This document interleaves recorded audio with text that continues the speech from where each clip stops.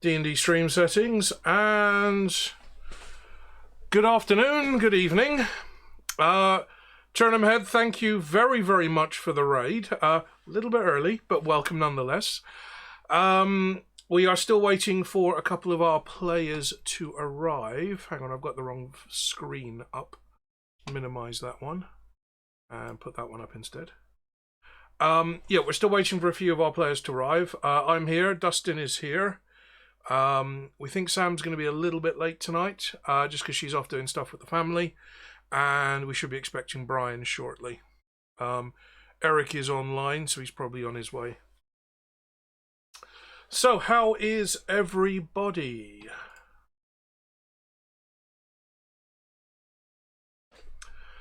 Yes, Marie, we are taking our appropriate theme this evening of having an afternoon tea party.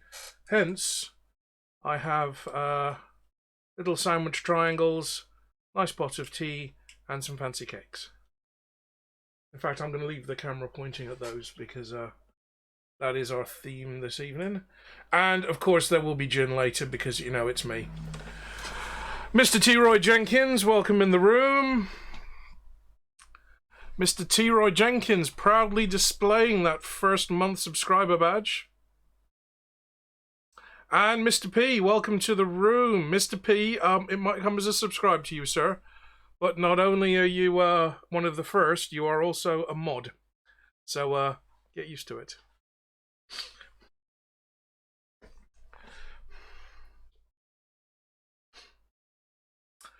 Thank you very much. I have a matching pocket square and no pocket to put it in.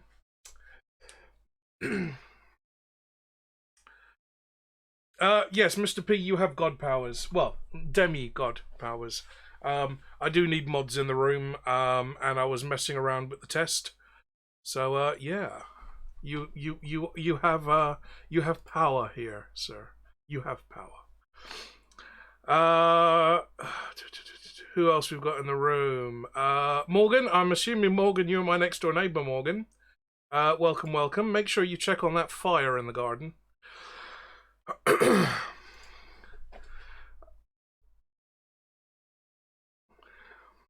So, Mr. P, you have the you'll have a couple of features in the bottom corner of your chat. Good evening, Brian.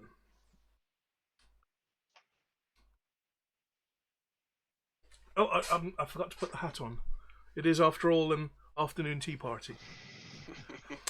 Yes, Mr. P, you'll have a little icon in the bottom of your corner, which allows you to turn on mod icons, or allows you to go full mod view. And that gives you the ability to block people, or refund credits, or activate things, most of which I haven't got set up as yet. Evening, there sir. We go. So, for those of you in the stream, you should be able to see Dice Cam there. We've got some nice cakes, we've got tea, I've got sandwiches, and I'm freaking hungry.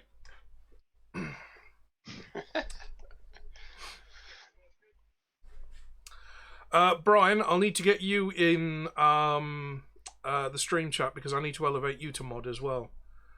I'm gonna need I just popped in. I'm gonna need your hand setting up all the stream element stuff later.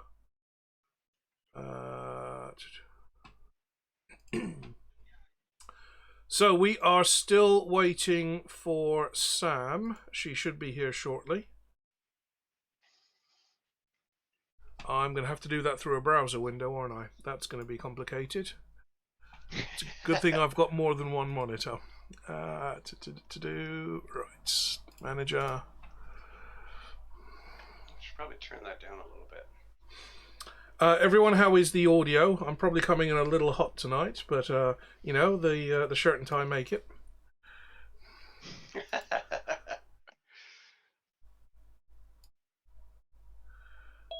Okay, Brian, you are elevated. Eric, hey. welcome. There we go. This is like the only thing in my wardrobe that's like not black or a dark color of some sort. So 4 out of 10 for effort, mate. I'm not going to argue with you.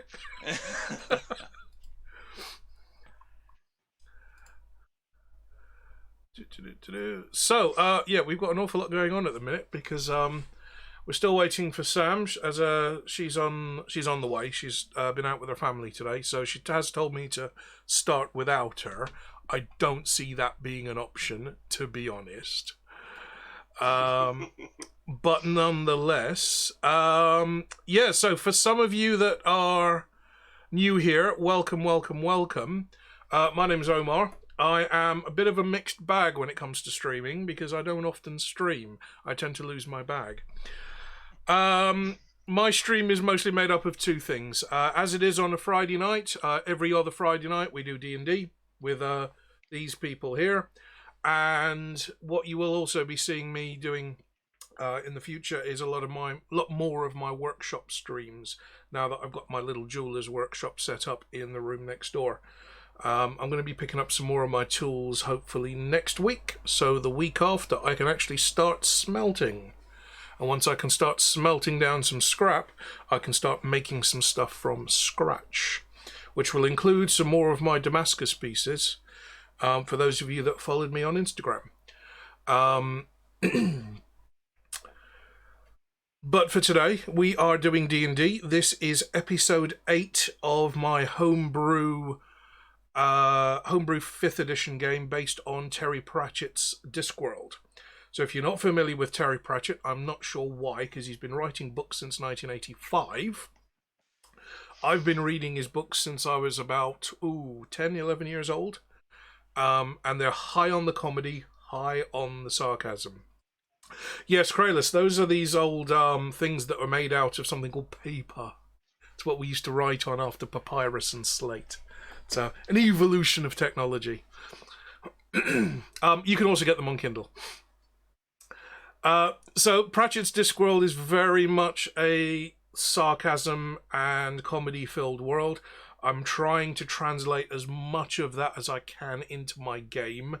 I think for some of my players that started listening to the audiobooks or reading the books, you've kind of got an idea of where that's going. Eric, pinky out. Oh, sorry. So sorry. Yeah. I'll remember next time. You know, I don't actually even have proper teacups and saucers. I've always drunk from mugs. So this is the only one I have. Mine's a London 2012 mug. Oh, nice. Very nice. Funny thing is, I've got an issue with my pinky. So when you say pinky out, I can't do pinky in.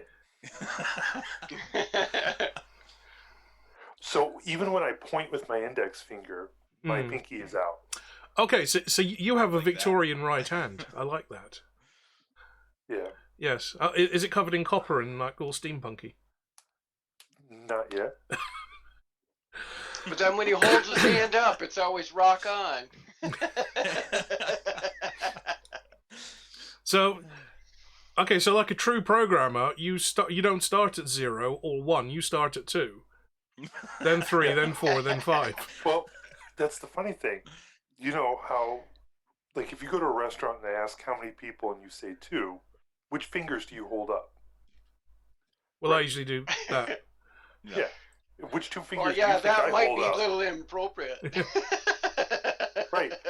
So I just hold up my index and pinky finger, and that's how I say 2.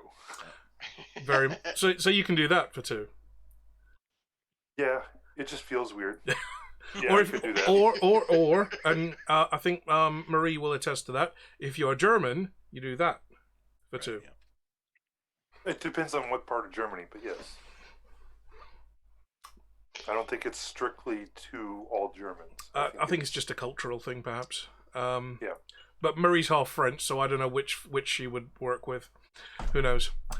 Okay, we're going to crack on without Sam for the time being because we've got some low-level stuff that we need to do before any of us get too drunk. Yes. Again? Of course. Yes. Well, I mean, you are drinking tea. Well, I'm drinking tea now. It's gonna be neat gin later. Or I went out and got some really good tonic water. So the G&Ts will continue the English the English tea party vibe. What I don't have is my top hat. I was considering my top hat, but I thought better of my top hat. Because then it would be new chairs, and I'd have to shuffle around all the photos on the screen. And I don't know how to do that yet. Well done, Eric. Well done. Also, for those of you that are relatively new, I've only recently made affiliate, which means I've only recently ordered some emotes. And for those of you that have been following the game so far, you will recognize some of these emotes. We have our Bun Bun from the Battle of the Bun Buns, which was episode 4 of our game. We have our Bazooka Chicken from last episode, when Mr. Pump picked up a chicken mid-pursuit and hurled said chicken at high velocity at a fleeing person. A fleeing child as well. Sadly, his aim isn't so good because, you know, it's a blunt weapon rather than a guided... Oh, a guided, self-guided chicken. That would be interesting. It does have a beak, so couldn't it still be considered piercing? I don't know. I don't think there's much of a beak by the time it arrives at its target. I think most of the chicken's head separates like a sabo during flight.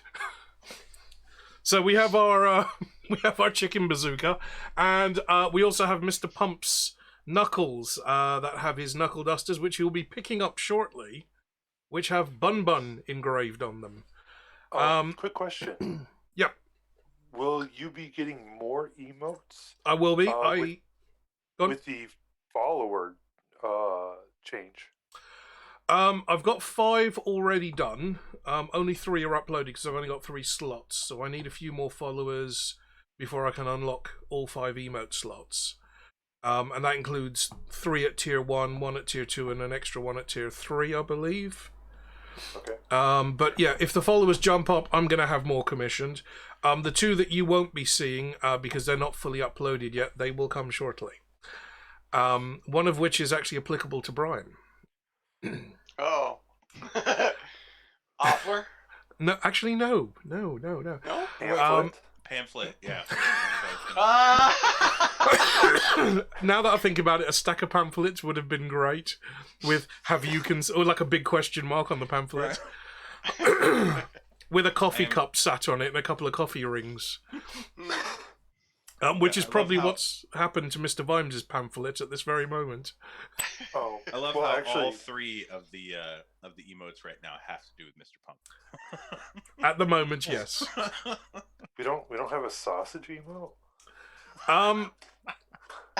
Sausages haven't featured too highly at this point. Yeah. I think that's a you thing, but there could well be a sausage emote. I bought a pack of 5 from an artist on Fiverr, so these were the 5 that seemed to be most appropriate. And I said once we hit a few follower goals and my slots begin to unlock, you'll be able to see the others. Well, I know that Twitch just announced they're going to have emotes not for subs, but specific for followers. I didn't see that on the upload screen when I was doing that the other week. I just saw it today. Okay, so it was just announced, but I don't know if that's for only partners. I don't know. I didn't see the full details. I just heard that you'll be getting more emotes slots unlocked, and some of those emotes will go to people that are only followers but aren't subbed. Okay. I'll have to have a look. Adam, yes, we are drinking. You do not have to keep pace. There is no pressure on you to keep pace. I, however, do expect you to keep pace. And don't forget to post those pictures upside down again. Marie has redeemed a hydrate, which means I need to make myself a cup of tea. So, the party's options. A bit of a recap. For those of you joining us for the very, very first time, honestly, where have you been? Our party accidentally released a dragon. A dragon that had been imprisoned in this world by some wizards in the middle of a mountain for about 1,000 years. And in that time, dragons had fallen into legend and the stuff of children's stories. But our party found a dragon. The dragon offered them some very nice items if he released them, of which the party still haven't fully explored. But they released their dragon into the world. The dragon was very nice to them, and unfortunately, the dragon's not very nice to everybody else, because any magic user on the disc is now a target of the dragon's wrath. So the dragon's been busily flying around over the last few days, just incinerating everything it can get to. Meanwhile, our party have decided that they need to stop the dragon. I think slay seems to come up quite often, but I find that very optimistic use of a phrase. But they have proceeded down to the city of Ankh-Morpork, one of the largest and greatest cities on the disc, in search of knowledge.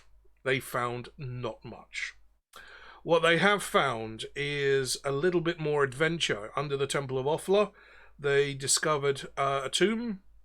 Well, they were supposed to be just clearing up the riffraff, but they ended up discovering a very ancient tomb under the temple, and the ghost of a little prince gave them quite a big lowdown on what's been going on as far as dragons are concerned. So they did find quite a lot of information. How much of it is valuable, I will leave that to the players to decide. But they know that they need to travel to the Dragon Watch Isles out by the Rim.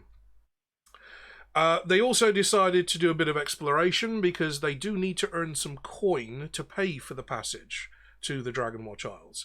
This can be done overland, this can be done over water.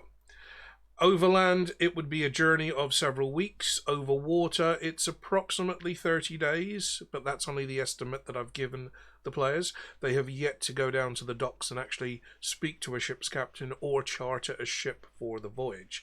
And that's what I would suggest that you guys start with today.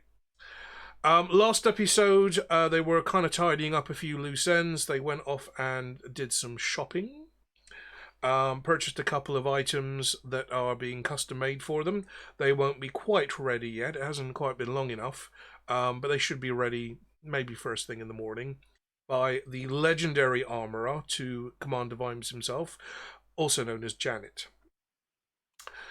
Janet has promised some very, very interesting items, and yeah, that's going to be a bit of a surprise for everybody. So that will come soon. You also need to discuss the small matter of coinage, because these items have cost you quite a lot. You still have to explore fully your bags and pouches of holding, because they did belong to people beforehand. So there's every chance that there could be some valuable things left in there. As well as some other interesting items that might come into play later. And they make a fabulous, fabulous MacGuffin bag for me to perpetuate my story. So I love bags of holding for exactly that reason. Oh, we need something to propel the story forward. Somebody accidentally pulls out an artifact. Things like that. DM's tricks, DM's talk. So we have Mr. Pump, who rather brutally maimed a small street urchin through bad dice rolls last episode.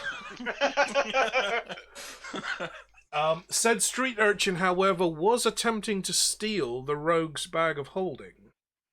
And it turns out that the street urchin was leading them to a bunch of thugs who would have waylaid them for said bag. And the thugs and the street urchin were in the pay of someone. Now, Brian caught a quick glance at this person, robed figure skulking in the shadows, with a somewhat scaled-looking appearance, but that as much as your old God-fearing eyes managed to see. But reporting back to Commander Vimes of the City Watch, he did mention that these robed, possibly scaled creatures have been seen in the city, and there have been numerous sightings and reports.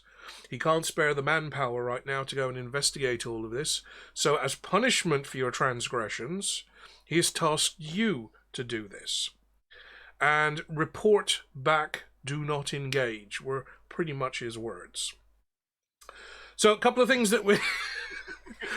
yes, to be fair, it wasn't really Brian's dice rolls that were the guiding hand in last week's game. Sorry, last episode's game. So a couple of things. Yeah.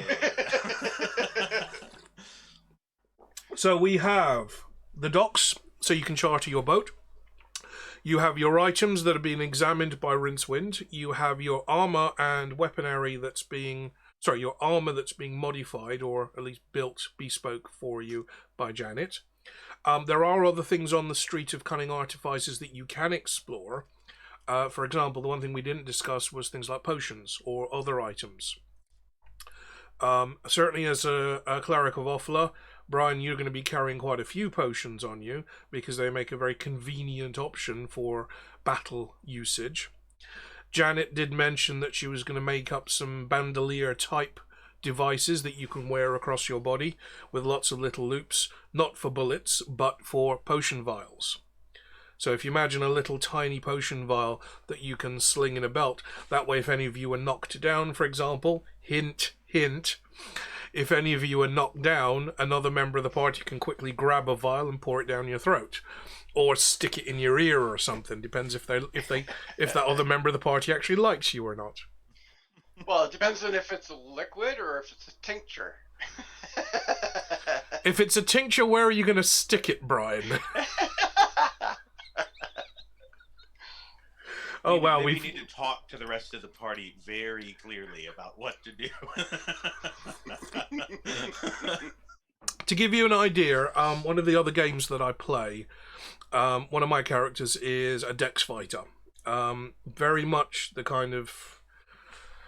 I can't really describe the kind of character he is. I don't think there's any specific comparison, but he's human fighter, has a pistol crossbow in his left hand, which is attached to a small shoulder strap, which means when he drops his pistol to draw his second weapon, whether it be a sword or a dagger, because he has dual wield, I don't have to go back and find the crossbow and pick it back up. It just swings down under my arm. Little things like that do make all the difference. That fighter has a bandolier with potions, and his instructions to all the groups that I've played with is that the top ones that are marked in red, are red glass vials, those are the healing ones. If he goes down, that's what you grab. The rest of them are unnamed or unlabeled, only he knows about them. Some of them are poisons, some of them are other kind of potions. But top left is always going to be the healing potion. And for those of you that have spent any time in the military, top left is where your first field dressing always lives. And whenever you're attending someone, you use their field dressing first, not yours. So I kind of carry that mentality into the games that I play in. It's entirely up to you guys if you want to use similar mentality in this game. That's totally up to you. But if you wear your potions on the outside, there is a tiny risk of damage, but we can trust Janet to make something suitable to protect those.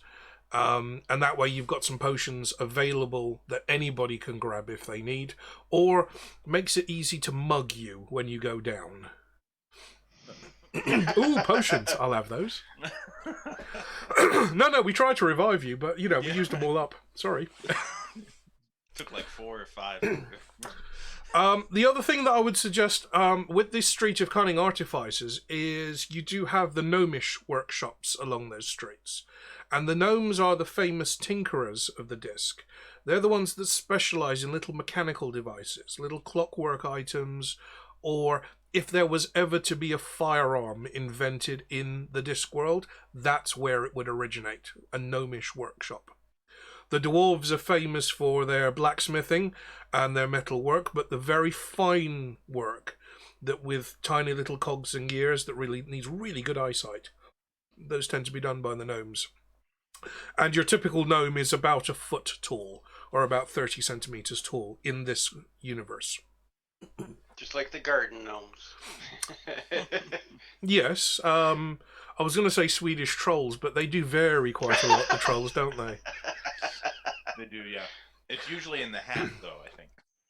Eric, you know, if I actually was to turn your head upside down in Photoshop, you would look like one of those little trolls. Something tells me that's gonna pop up in Discord. Well, no. So, right, I'm going to get rid of this because I keep bashing the brim on the back of my chair. Hat will come back later. So, yes, a couple of things that you can do. I would investigate the Street of Cunning Artificers at some point before you leave Ankh-Morpork. Once you set sail on your voyage, or if you decide to travel overland, however you travel, once you leave the city, it's very unlikely you're going to be coming back. So if you want little clockwork items like little wind-up rattly teeth that will chatter their way along the floor and then explode in a lightning spell, that's the kind of thing that you can have made. Well, I wouldn't mind like a pocket-sized printing press. Pocket-sized, maybe not. Wait, is it an imp that they have that's in a cage that writes out things for them? Yeah, that's what I was thinking. Yeah. That could be dangerous though with an imp. You guys, yeah. you guys haven't found well, Eric, you'll probably be familiar with the gooseberry by now. What was it again? The gooseberry. I can't remember. Okay, it's one of Commander Vimes' little things, but I think it's in a later book to Guards. Okay. I think that comes in Men at Arms. Yes, you haven't yet met the gooseberry, which it's in my game I renamed as Pixel, because kind of moving with the times. Right. So yes, Brian, if you want a little pocket-sized printing press, that can certainly be done for instant pamphlet creation. Can I get a wind-up bun? Doesn't do anything, just hops around. Oh, no, he's got to have light-up eyes. Yeah, right. Glowing eyes, he just kind of robotically walks along, and then when the spring winds down, he explodes. Mr. Pump just off in the corner. Mr. Pump doesn't have pockets. Just carry it like this. I'm now imagining Mr. Pump taking an adventurer's bag. Yeah. Yeah, a little Wookiee satchel, yes. I'm imagining Mr. Pump taking some of those little chattery wind-up teeth and doing...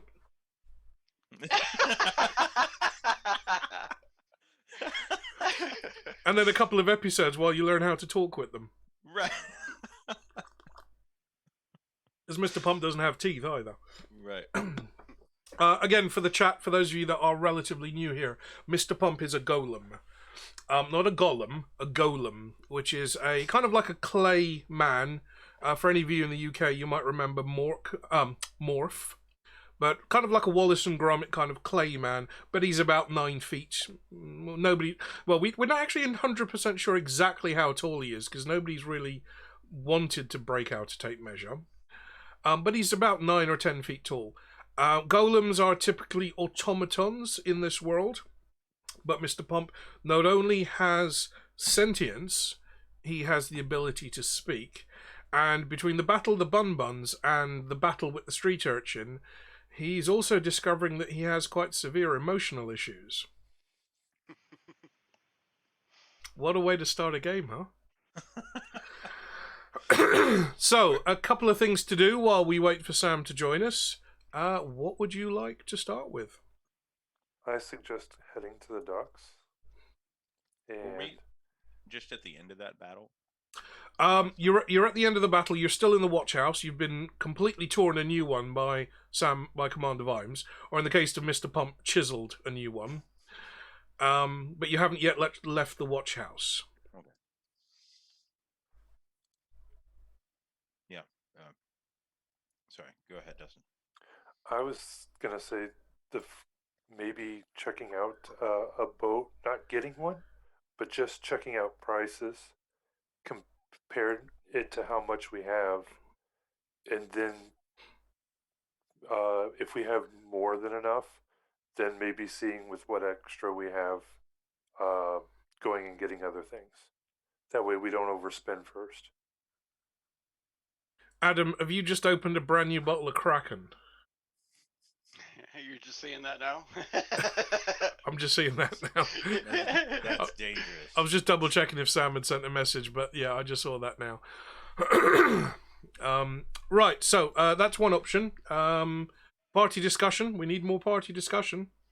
Yeah, that's just an option I'm throwing out. I mean, I Well, like that. Vimes had put in that we needed to check the warehouse down by the wharf. So we have kind of a twofold decision there, because we can go check on the boats and then check the warehouse out afterwards. Right. Okay. So while you're chatting to some sea captains or checking out the boats, you're also scouting and on the lookout for said scaly folk. Yeah, 2 for 1. Now, it could just be a really bad case of psoriasis, but, you know, people make assumptions. People assume scales mean some kind of reptilian undertone and prejudice. I don't know. If you're in a cloak and a cowl, that's pretty shady to me. Half the party are in cloak and cowls, and you're walking around. You're walking around with the Discworld's own Thanos. I was gonna say, isn't the golem like the only one not wearing that? The golem's the only one not wearing anything. I don't have one. Did we I decide? have a cloak. Did we decide how anatomically correct the golem was? That could be an emote in its own right. I could get banned for that one. Couple of rocks and never mind. Kindle. Yeah, probably the kind of just the kind of nondescript mound. Androgynous. Right. Or like a completely trussed up chicken ready for the oven. You know, I mean, I don't know why I expected that we would need more alcohol in ourselves to have this conversation, but here we are. it's because Sam's not here egging us on. That's why. Okay, so while you guys decide, we have our introduction for episode 8. I'm going to continue with these little storytime prologues to begin with. High atop the Ramtop Mountains in Cori Celesti is the home of the gods, done manifesting. Our players stare at the game board. Grins at the others, pleased with his move. The lady fixes him with a hard stare. You look pleased. And why not? Says folding his huge arms. They are but mortals. What significance are their lives are to us? Mere playthings. We may be demons or gods, says the lady evenly. Believers does not necessarily mean worshippers. But without them, our power, your power, weakens. 1,000 people cursing one as an evil djinn, or 1,000 worshippers singing psalms. The difference is not. Fear, reasons Blind Io, tends to be a powerful motivator. But without them we would be nothing but memories. You all may be such, says the robed figure, pointing a bony finger at a new piece materializing on the board. It seems there is a new player in this game. The others stare silently out at the new piece, then back to the figure. I really was going, honest. So, you have some choices. You've got to be down at the docks for 2 reasons: for Commander Vimes' mission and also to look for a ship captain. You have the Street of Cunning Artificers to return to at the very least in the morning for your items from Janet the Armourer, and also potentially get some new items made. Dustin, you also missed out on that little bit last episode. So any items you want modified or improved or identified by the Wizard for Hire Rincewind, this would be the opportunity. But are you going to be... Go on. I do have a cloak that needs to be identified. You do indeed. That was your gift from the dragon. Yes. Just for future reference, can Mr. Pump produce tears in any way? If he could, it would probably come out as mud, but no. It's like just sand comes out. Mr. Pump is nowhere near that anatomically accurate, on the outside or on the inside. Yeah. You could get a tattoo of it here. We did briefly discuss this on Discord earlier, actually. Because I did state that if Eric was to have like a bun symbol in a red circle with a slash through it, like a no entry sign, and a little child street urchin, like the silhouette of a child carrying a teddy bear in the same sign, and then put scratch marks underneath them, I would severely punish his character, because that would be a descent to the dark side. Anakin Golem. But there's given that your exterior is fired clay and fired in dragon fire at that, it's unlikely that you're going to be able to scratch or modify that exterior. There is also, you could just spray paint. I was going to say, you could paint it on. Yeah. And do bear in mind, Eric, Mr. Pump has now been damaged. Yeah. That fight last episode, one of those thugs that waylaid you critted. And even though he didn't do that much damage overall, because your HPs are certainly high enough, he did damage physically to the golem. There is a tiny little chink and a crack in the golem's chest. Neat little spackle, that's all. And we figured out how he can heal, sort of, right? We haven't. We haven't. Okay. So I just wanted to make sure. Out of character, we know. You could also, out of character, but in character, I wasn't sure. I didn't think we had. You could always get some polyfiller.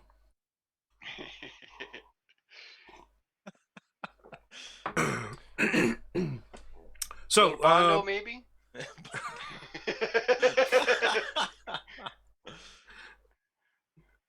Maybe have a word with Janet about that one. Maybe she could come up with something. Quick question. Does mending work on him? Not No. as a heal. No, but we discussed this last episode. Mending would heal an object, but Mr. Pump is very much a magical object. Okay. You might be able to repair damage to a magical weapon, for example, but you can't replace the magic. So, now, given that Mr. Pump has been fired in dragon fire, a low-level mending spell certainly wouldn't be sufficient. A high-level mending spell I may not rule out, but that's something for much later on in the game. Much later, yeah. Okay. But partly because I wanted to include some, to introduce some mortality to Mr. Pump. He's gained intelligence, he's gained speech, he's gained emotion, and now he's gained certainly at least the notice of the Grim Reaper. And last time you said that if there were to be a crit again before being repaired, something could happen. Okay, cool. That's great. It depends where that blow lands. Yeah, just leave it up to the dice. No, that's great. That's great. Oh, I'm just noticing your badges too. Yes, because my stream is going to be partly, mostly workshop rather than just D&D. I put some gemstone badges, and the little points, or the bubbles as Joni calls them, or silver dollars, I've made a little gemstone icon for those down there. Looks like you got her 20-sided dice there on top. No, they're not dice, they are diamonds. Well, yeah, I can see. Okay, so you got a profile of the diamond, and then you got like the top of the diamond, right? Yeah, there's 3 little diamonds in a cluster as if they were resting on a table. And then for my tiered subs, I've got 3 different color gemstones for tiered subs. Those are the only ones that I've added so far. I just don't have everything unlocked as yet. Right, so you guys are heading to the wharf, yes? Yep. Yeah, that sounds good. Should be the first idea there. Okay.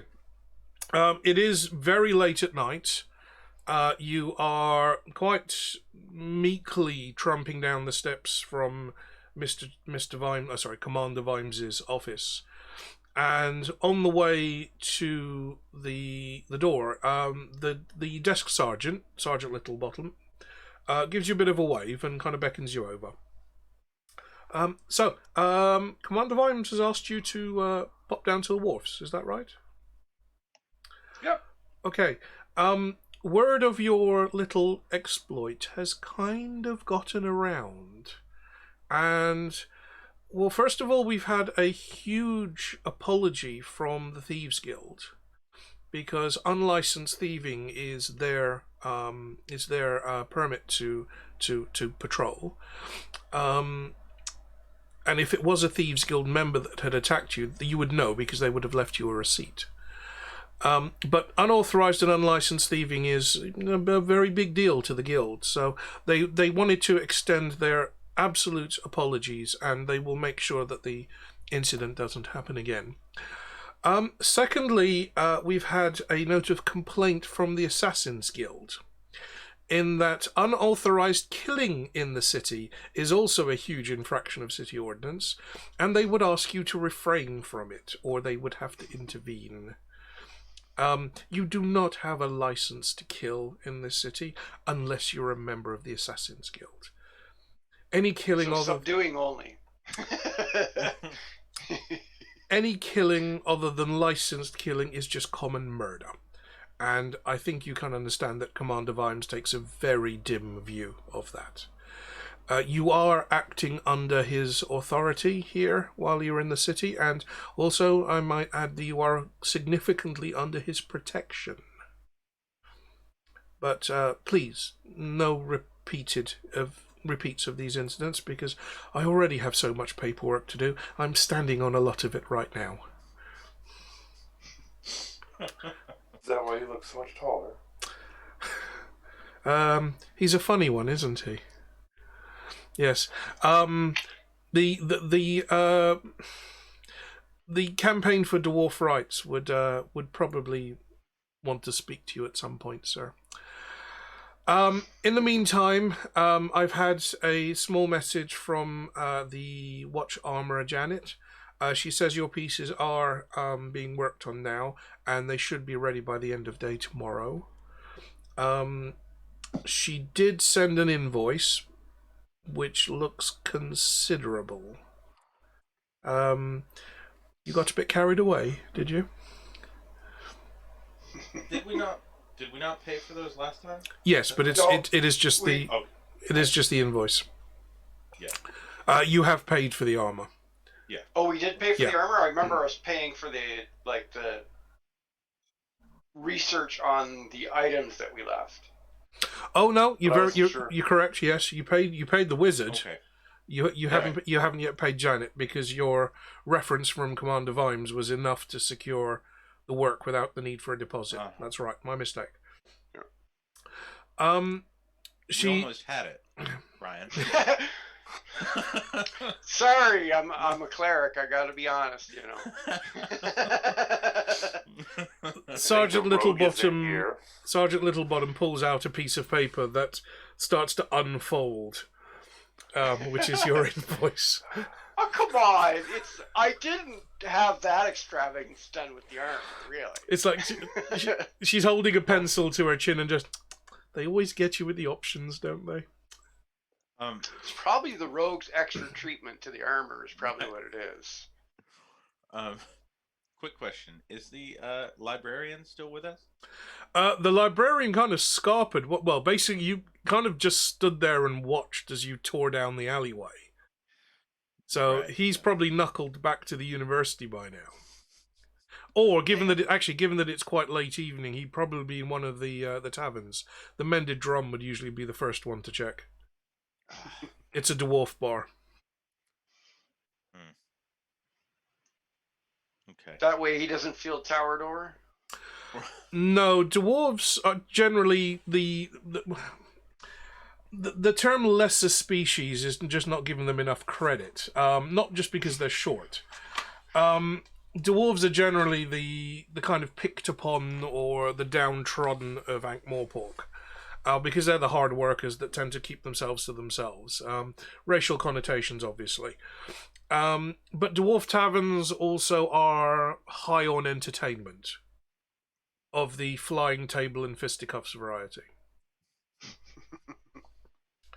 And when you're a 200-pound orangutan and you just want a drink and some peace and quiet, a dwarf bar is not a bad place to go.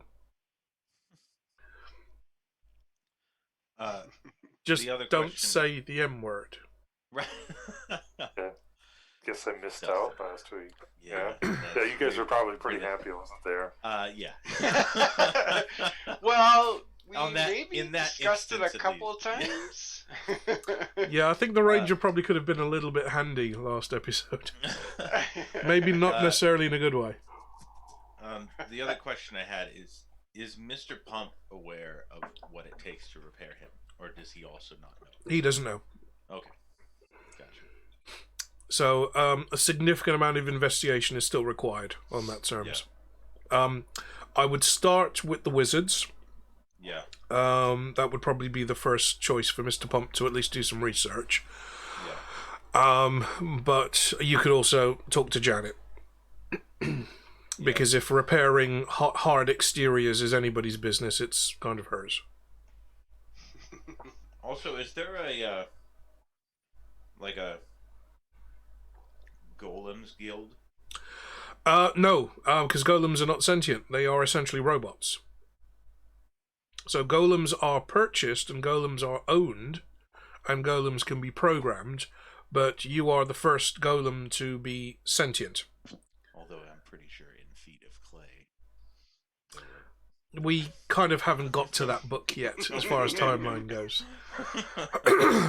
You may be in this area, at least. You may actually well be the precursor to Feet of Clay. The founding member. Founder of the Golems Guild. The golems who throw off the shackles of their poor coding. So you are aware of how you can make golems independent as a party. You've done that with Mr. Pump. Yeah. It's nothing to say that you can't do that again, but was the dragon's influence part of it is the big question. So I'm not saying that you can go around making all golems free, but it's not something that's completely out of possibility, because it's happened once. Mr. Pump just goes around freeing all the golems. Hey, he's got to learn how to write first. He's got to find a hell of a lot more buns. I mean, to be honest, the actions that I have performed since being free, I'm not sure that's what I would do. Most of the actions you've performed since you've been free have been D1s. So, I mean, in that case, freeing the golems might not go so well. Yeah. Quick question. Are we interested in contacting the Assassin's Guild at any point? Or is this something we don't want to... might, like, literally put a hand up against that. Okay. Yeah. The Assassin's Guild are a lawful guild in Ankh-Morpork. They do have a tremendous amount of power. Think of them like a police union in the United States. Yeah. This isn't just going around to kill willy-nilly. This is so we can have the right to protect ourselves. Oh, now, if you want to join the Assassin's Guild, then that's several years of very hard study and regular brushes with attempted inhuming, as they refer to it. Because mere killing is just common murder. But yes, it's like the wizards. You have to study before you can join the guild.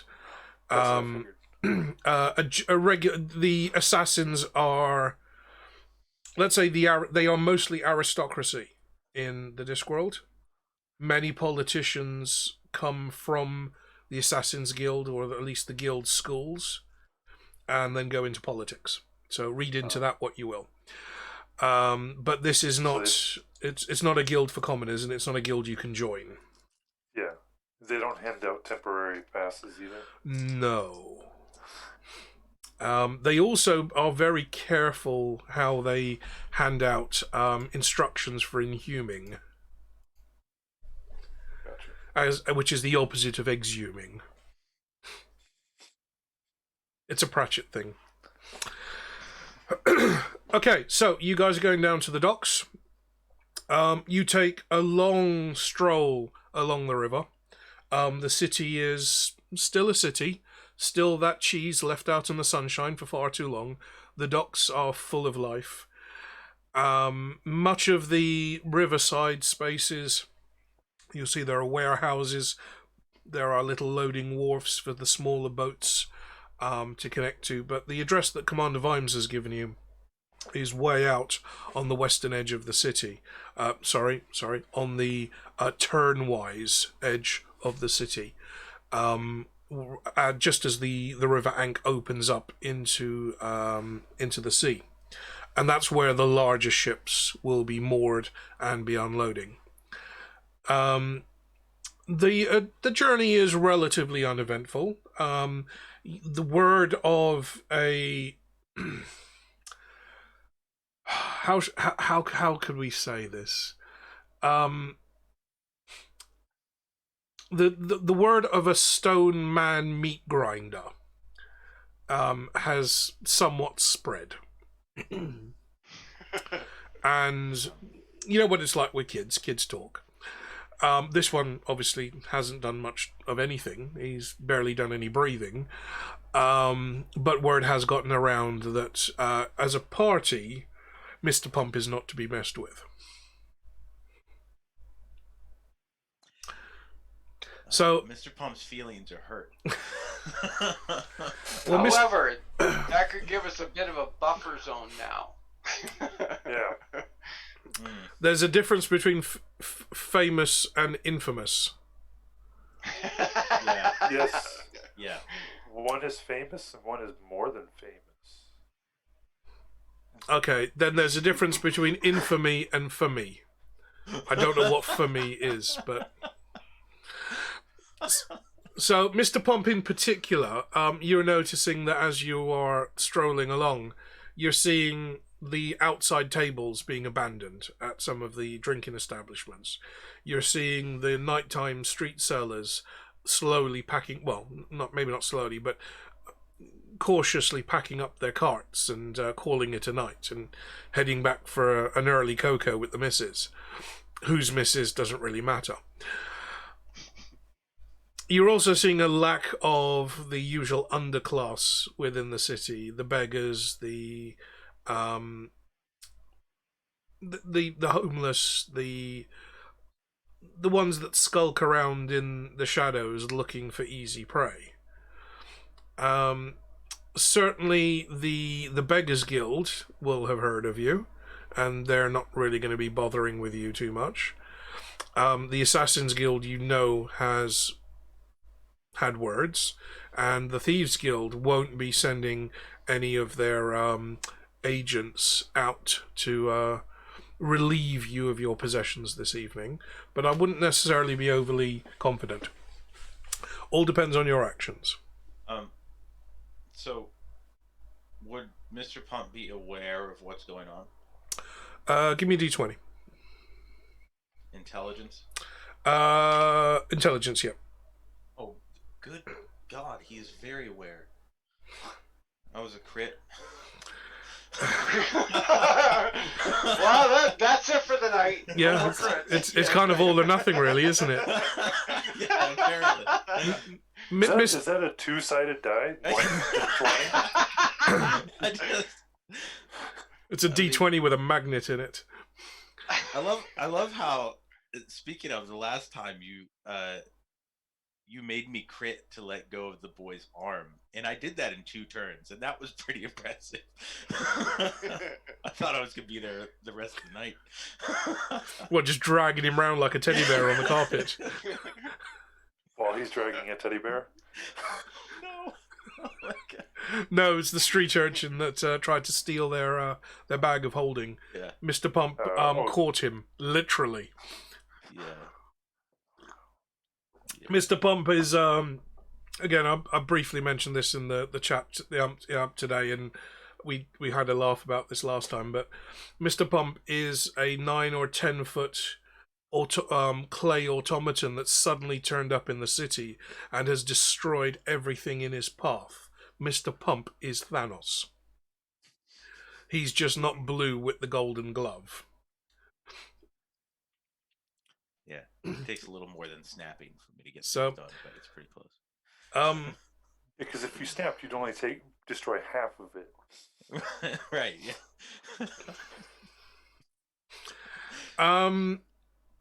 If Mr. Pump could make notes, Mr. Pump would be making notes.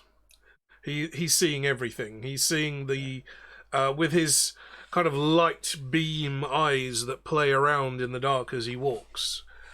These two red lighthouses casting out across the city.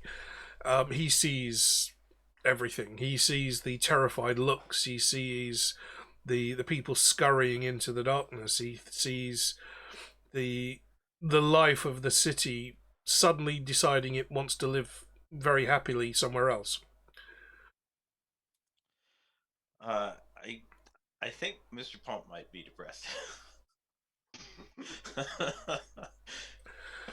Do we want to find out? Do you want me to roll again? You would have to roll again, but if you are going through an emotional turmoil, that could affect the game. I mean, I'm just thinking because, like, every time he sees people get up and run away or look weird or whatever, especially since he notices all of it, I feel like that's going to start tearing him down a little bit. Well, golems are not an unknown thing in the city. Many of the factories have golems working in them. They are just like robots. Yeah. You program them to do a job, and they will do a job until that job is no longer possible. If you tell a golem to dig a hole, it will keep digging until it falls out of the other side of the planet. Right. So many factories use them as cheap labour, replacing regular workers for dangerous or very unpleasant tasks. If you were working in the Ankh-Morpork Ordnances Division of the city, and you were tasked with cleaning out the sewers, you're not going to send a live person down there. The kind of things that this city does to water is unconscionable, and drinking them is just one of it. So golems are not unusual, but golems are normally have the little slate hanging around their neck, and they write on it with a piece of chalk to say the single words that they want to say. So to see a golem walking around independent and thinking for itself, and also a golem that has displayed violence, which is not the kind of thing you'd expect from a mindless automaton, is somewhat terrifying. And every business owner in the city that owns a golem is now considering a warranty check. Fair. Yeah, because golems aren't. It's one of their 3 rules, isn't it? Laws.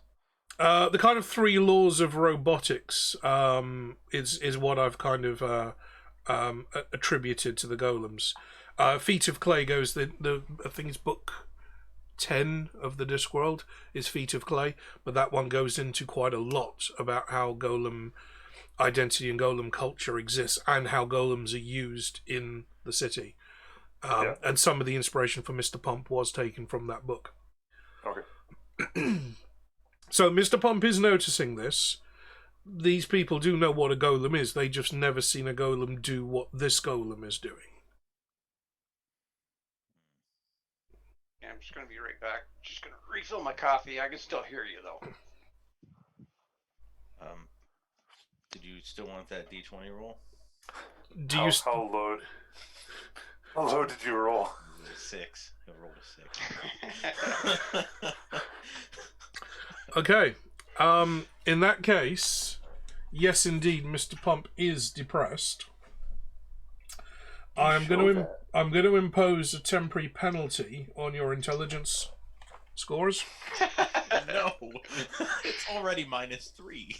So you're going to be so for your raw stat for intelligence. Yeah. Halve it. For my raw stat. So if it was like 12 or 13 or 14, right, halve it.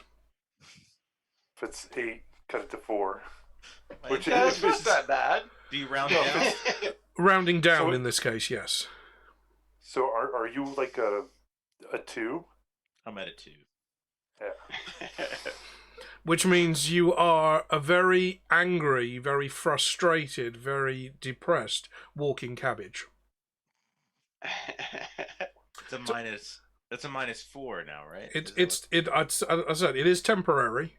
Yeah, right. But if you are, just say you're playing your character and you're playing your character beautifully, if your character is indeed depressed and upset by everything that's happened, that's going to have an emotional effect on you. I mean, and that's the thing is, since I do feel emotion now, Yes. I feel like it makes sense to be feeling all the emotion. Yes. Not to hurt anymore. How would that affect his charisma? Does he even have charisma? Well, charisma can work in both ways, because charisma can be chatting someone up and flirting, or can be threatening. Yeah, right. So Mr. Pump's charisma can still be quite high, and given that everybody in the city knows who he is and is somewhat terrified already. Okay. I was just curious. I just imagine that Mr. Pump is going to be dragging his feet quite a bit on the way to the docks. If, like, you might even have to encourage him a bit. What, get out and push? Mr. Pump doesn't want to go, essentially. Now the rest of the creating ruts in the road. just hire a pair of oxen and a cart to just transport him. I mean, to be fair, as a party, Mr. Pump is an automaton, and you know what brought him to life is the very thing that could take him to death. But let's not consider murdering a party member quite yet. Yeah, please. At least not within the city. Yes, I mean, unless you want to pay one of the Assassins Guild to do it for you. Okay, Mr. Pump is down in the pumps and not enjoying his nighttime stroll along the life-filled and somewhat smell-filled city streets near the river. You start to see that the buildings change as you get towards the turnwise edge of the city. The brick houses that you've been seeing with maybe bars or eateries downstairs have given way to larger and larger warehouses, like bonded warehouses. You're seeing more open spaces packed up with crates and barrels and such. And as you get out towards the very edges of the city limits, as you approach the city walls, the walls in this area are pretty much non-existent. The walls in this part are actual docks. You've hit almost a wall of water here, as you see the stone buildings slowly being replaced by wooden buildings in various levels of repair. There are still the odd stone buildings, some very official-looking stone buildings, which you believe may be things like the Harbour Master offices or the bonded warehouses and the Stevedores Guild. But the environment has changed. The streets are still the cobblestone streets that you used to, but some of the side streets are now kind of disappearing down into either raw dirt or sand. Huge ruts from the constant cart traffic through this area. And as the warehouses get bigger and bigger, you start to see crane jibs poking out above the doorways, and the doorways get larger and larger as the items being stored in them potentially get bigger and bigger. In the dim the dim moonlight, you're also seeing larger and larger boats, until the boats stop being boats and start to become multi-masted ships, all of which are moored way out in the harbour, and small rowboats are used backwards and forwards to ferry items. But you've noticed that there are some very large wharfs leading all the way out into the harbour. So even those full 3, 4 and 5 masted galleons can tie up and unload, rather than having to have items ferried backwards and forwards. Of course, berthing fees here would be extremely expensive and taken into account when you are a commercial or a man of commerce, shall we say.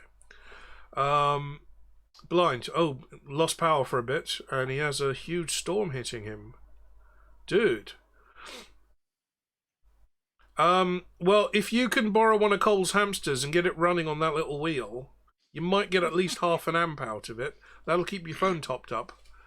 You're not going to be on Wi-Fi, but if you lose power, you may lose your data connection as well. So, stick around while you're here. Good luck. Maybe go sit in the bathtub or something. Anyone want to roll D20 for Not me. Not me. Are we? Is this for perception? Or... No, this is for how many hours Blind's power remains connected. Oh, maybe, yeah, I'll roll D20. Yeah. 4. Yeah. Oh, did I say hours or did I mean minutes? You said hours, so only 4. I got a 15. By the way, guys, for those of you in chat, but you don't want it. You want a low number. For those of you in chat, there are some redeemables I've added. One of which is a roll D20 for during the game. So if any of you fancy in chat fancy taking control for a few moments, if you do want to redeem it, there are some very specific things it will require. I need you to tell me when you redeem roll D20 which player or players you want this to affect and what the test is going to be. So for example, if they're looking around for something and you want them to just instantly not be able to see anything or have temporary blindness, you need to tell me that's what the roll is for. I will then decide what the threshold for that is. So if it's below 12 or above 15, I'll decide that. But yes, that is available in the redeemables in chat if you want to use that. Players, you are not allowed to redeem that yourselves, because that would be meta gaming. Use it and then try and use it against ourselves or other party members. Exactly. That would definitely be meta gaming. Excuse me while I go make another Twitch account. Excuse me while I have to pay royalties on an ABBA song that nobody ever heard of.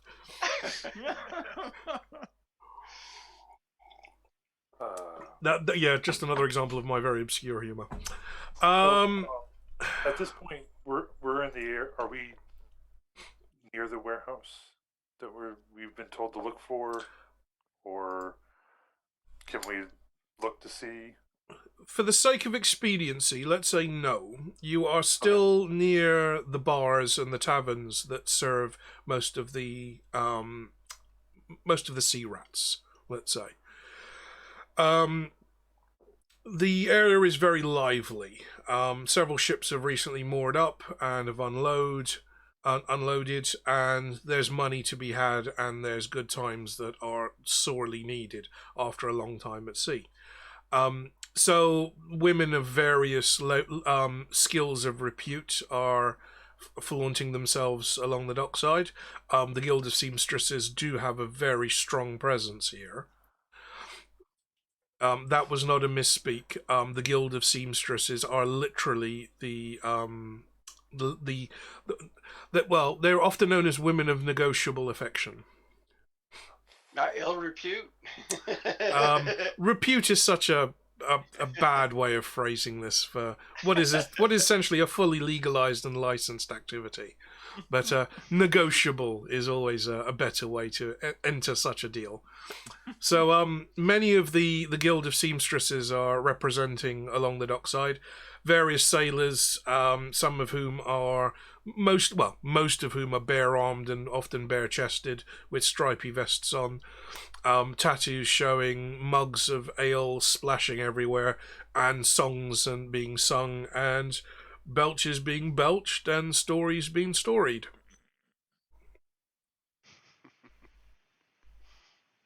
Now, you are going to be making a relatively long journey. I gave you the kind of impression that this is going to be about a 30-day voyage to get out to the Dragon Islands. So you're going to need a pretty big boat. Unless you want to be stopping at every port along the way to resupply, you're going to need a pretty big boat. So a large a large boat, 3, 4, or 5 master, really depends on the speed that you're travelling at. A full complement of crew, which is going to be at least 30 hands, and food and supplies for at least a 30-day voyage.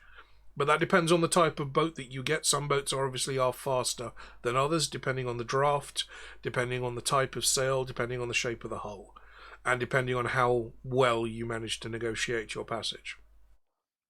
By looking at the boats, is there a way to tell which one looks best for our journey? How much maritime knowledge do you have? I don't know. Okay, give me a d20 and anything above 19. Okay. Is this just a straight roll? Straight roll. Yeah, it doesn't really matter. I'm giving you the option. You might crit and just I did crit. Just not the good kinds. Somewhere along your travels, you may have uncovered a pamphlet about tall ships. They all look the same to me. he just forgets what boats look like. What are those? We need one of those. Which one? You know, that little one looks really cheap. They're upside down houses with lots of laundry hanging from the top. What's going on? Why is everybody rolled up their bed sheets and on top of these upside down houses? What's going on? Where are we? What day is it? Who am I?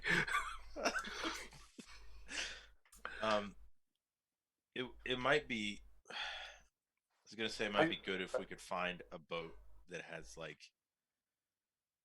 Maybe they're short on crew. Are you planning to earn your passage?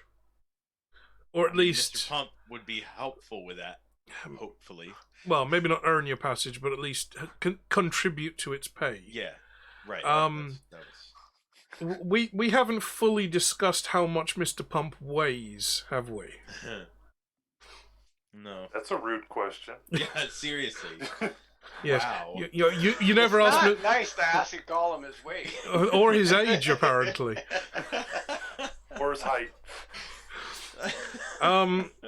Mostly you've been walking on stone and hard-packed earth, but if Mr. Pump was to step out onto one of the jetties, the kind of floating wharfs that lead out into the harbour, you may come to at least a reasonable conclusion as to mass is perhaps a more accurate way of describing Mr. Pump. Yeah, but So the pier is probably going to creak when he walks across it. But he can just walk to the boat, right? Technically, yes. Climb up the anchor. If I don't pull the shit down with me. Do we know if Mr. Pump knows how to climb? Yeah. I think we... Yeah, I would think so. Is that athletics? Adam has just redeemed a roll d20. So, do the guys get sold a lemon of a ship or not? You know what? I'm going to make this one quite low. So I'm going to go anything above an 8 is going to be good.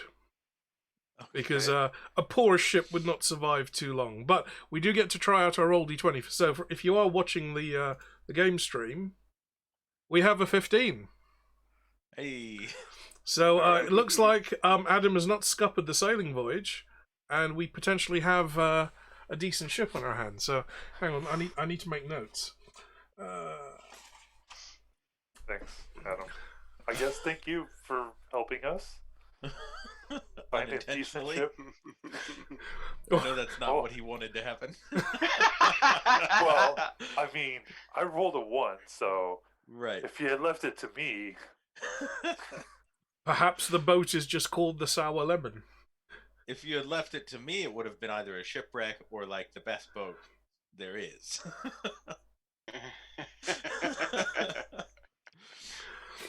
Okay, can I get charisma rolls from all members of the party, please? Charisma, yes. Just a straight charisma? This is going to be persuasion. Persuasion, okay. Mine's a 14. Oh, I haven't even started on my sandwiches yet. Yeah, I see those there, and I wish you could share. I don't do cucumber because that just tastes like pond water. I don't do salmon because I'm allergic to seafood. So I've got ham and Swiss cheese and some exceptionally nice egg cress and mayo. Oh, egg. Great. I love those. That's what I want. Well, thankfully this game is entirely virtual, so whatever results from the eggs, you're not going to have to worry about. I rolled a 12. Okay. Is that after mods? Yeah, with mods. Yeah. I rolled a 14. Well, I got a modified roll of 5, and my charisma's pretty high. Wow. No. At least I didn't crit. Yeah, you got a 2. Yeah. Yeah.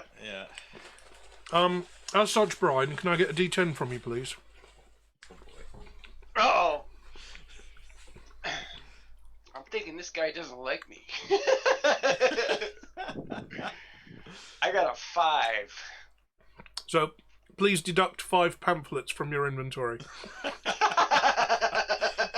How many do you have in your inventory? I think it's unlimited. Is that him like fumbling with the pamphlets trying to get them out? No, just handing them out to random people on the wharf. Oh, okay. Well, I just classified it as parchment.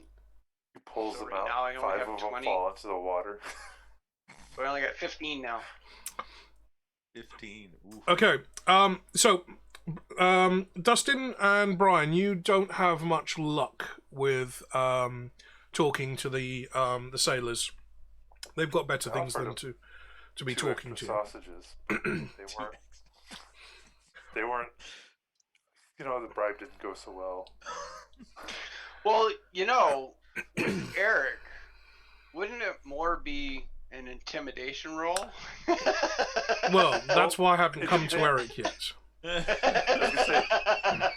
can start with charisma and then try and use intimidation if that doesn't work. So, Brian and Dustin, you've had very little luck. Brian, you've managed to get a few pamphlets in some hands that really weren't paying attention to what they were grabbing. Eric, on the other hand, your reputation in the city is preceding you. And the 6.5-foot muscular burly soldiers, the kind of captain's mates that would be whipping the crew for not working hard enough, pale and shrivel in the glare of your bright red golem headlights casting across the docks. They can see trouble. They know trouble when it's coming. And you're pretty much waving the flag and beating the drum and singing the songs. You ask the first person that you see completely covered with no tattoos whatsoever. His clothes are reasonably fine. He's not drinking from a cracked wooden tankard. He's actually drinking from a metal mug. So he's definitely not one of your typical enlisted men who would have a little knotted handkerchief on their heads.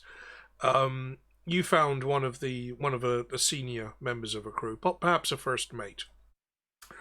And you, in your golem ways, need ship. Sail islands. Long, far. Yeah, sounds about right. The mate kind of cocks an eyebrow at you, kind of puts 2 and 2 together and gets the immediate conclusion of about 30. And kind of thumbs over his shoulder at the tavern behind him. Captain's in there. If you want to go somewhere far, if you've got the coin, captain's the one to speak to. Thanks. Oh, but just a word of warning. They may not serve your kind in there.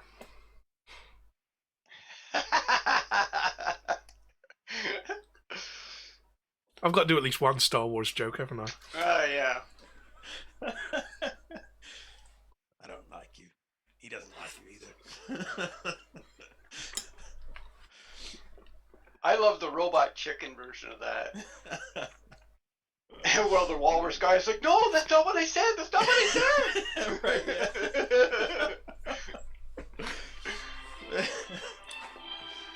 All right. So,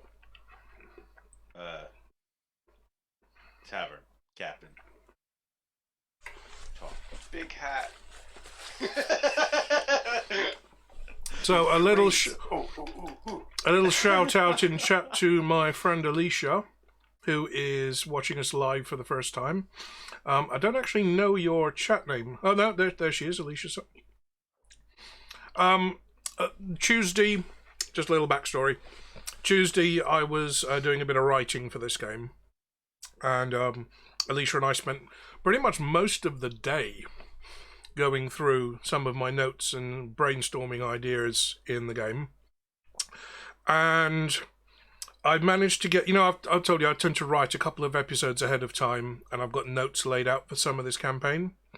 But most of my notes are dependent on where you guys decide that you're going to do or how you're going to get somewhere. And then I'll flesh out the details.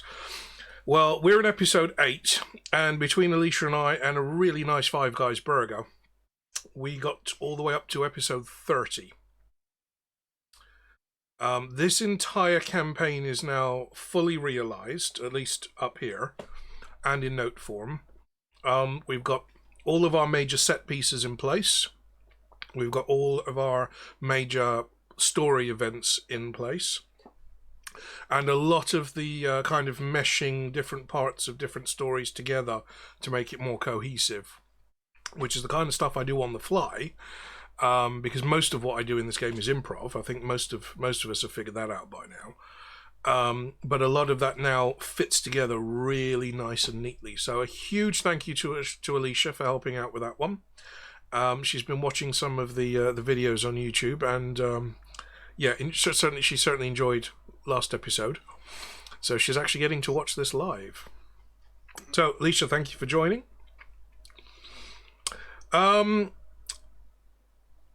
Captain's in there.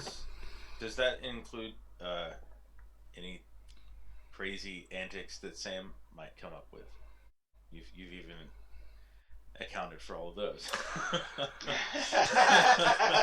The minute I said we were doing a D&D themed game, I pegged Sam as a rogue. Right. I didn't even give her an option. I said, look, I've got a good idea of what kind of character you are, because new players to D&D, they always end up, whether inadvertently or not, they always end up playing themselves when you're new to D&D, because you can think like yourself. You don't have to put yourself in the shoes of another character that you're not necessarily familiar with. And then as you get more experienced, you tend to stray outside different characters, and you experiment a little. But first-time players always play themselves. It's just easier. And that's part of the psychology of being a DM. I knew exactly what kind of character she was going to be from even before we even started discussing this. Yeah. The fact that I gave Eric Mr. Pump, I knew exactly the kind of character he was going to be playing. Brian, in your case, I think I asked you to be a cleric because we needed some kind of a healer in the party. But you've taken pretty well to the role as well. But Sam, I knew Sam was going to be a rogue.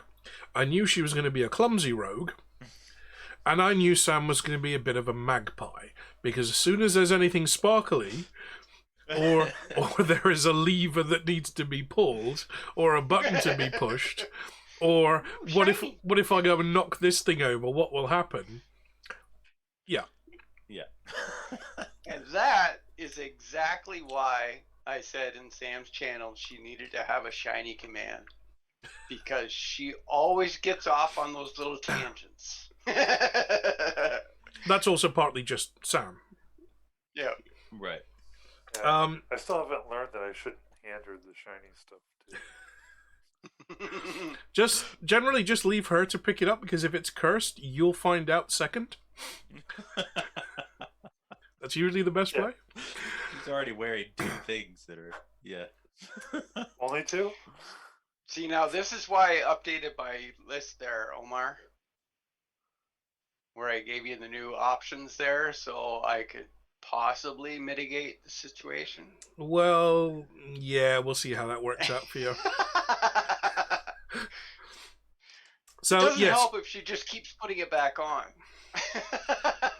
But yes, we do have, thanks to Alicia, we do have 30 episodes worth of story and intrigue and plot and set pieces planned out. I've written down, like written down up to about episode 20. And we're currently at episode 8. So the next 2 major chapters of the game are fully fleshed out, where we really start exploring the characters and what they can and can't do. And then the last 10 are still in kind of note form, depending on what your choices are over the next couple of episodes. That's if the game even goes that long, because I'm still amazed that we're still playing this. Anyway. I don't like your confidence level. When you see the 5th emote that I had commissioned, you'll understand entirely. You'll understand entirely. It's not a TPK emote, is it? That would be far too D&D specific, wouldn't it? Okay. Probably has something to do with Sam, doesn't it? Well, yeah. Actually, no. I don't think I have. I don't think I have a Sam specific emote just yet. But we do have plans for some emotes, and you know the kind of Twitch octopus thing that you get where you link the emotes together and you get the wavy armed octopus. I'm thinking about doing something similar. Not octopus, of course, but it's something very intrinsic to the campaign and something that won't make sense at least for another episode or 2. Or 10. Part dragon. And yeah, I've seen people do portraits too, to where like they've had like 4 emotes that go together to create someone's face. Wow, but Blind Eye's got some real flooding at his place. It's up to the curb. That's Not great. pretty good dude. rain. Grab some shower gel, a loofah, and a rubber ducky and go have fun, mate. I hope your phone's waterproof. Yeah, thank you, Adam. Octopus. So, yeah, I'm not going crazy on the emotes because that's not really the plan for this channel. But I do want to put some stuff in there. And there's going to be a lot of the stuff that I'm going to commission do tie in specifically to this game, which means I'm going to have to rotate emotes. So after a while, I'll remove the ones that are up and replace them with new ones. But that all comes later as we kind of progress. Okay. Is that foreshadowing there, Dustin? No, I forgot to put that when I rolled my 1 earlier. I got 1s and 20s. Okay, Alicia in the chat there. Right. Need to do a little something. Well, I guess it has to be at 5 Guys. I mean, Alicia, that depends on if you're gonna like push for our characters to remain alive during those. Yeah. Yeah. Are you gonna keep acquiring points and then roll a d20 for good things to happen to us? And we have Zach the DM in the room. Welcome, Zach. I didn't see you pop in there. Zach is one of the DMs from the Nerdy Northerners group. They're the ones who raided us last time with a huge raid. Turned my average viewership from 15 to about 230. So thank you very much to those guys. I mentioned this to the guys in Discord. I haven't mentioned this actually to the audience. Zach has invited me onto his YouTube podcast, which will be next Friday, which is like a DM chat. So we're going to be talking all things DMing and probably tapping into some of the psychology and training background that I've got and I try and bring to the game. So thank you very much, Zach. I need to do a bit of a stretch. No, let's do this properly. Hang on. Okay, right. Somebody play the squeaky balloon sound, please. Hey, careful! I might actually try and look for that in a soundbite.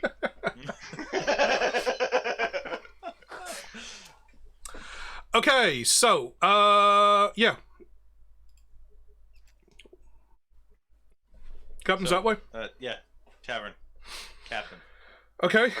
You step into the tavern. The place stinks of sawdust and spilled ale and the raucous shouting and screaming and throwing of things across the room and quaffing and cheering, clinking tankards together, instantly vaporizes in the presence of Mr. Pump. Oops. Everything goes quiet. The dancers on the stage pause mid-can, which, as you can imagine, mean they topple over quite quickly. Ale suddenly stops splashing everywhere, and you could frankly hear a pin fart.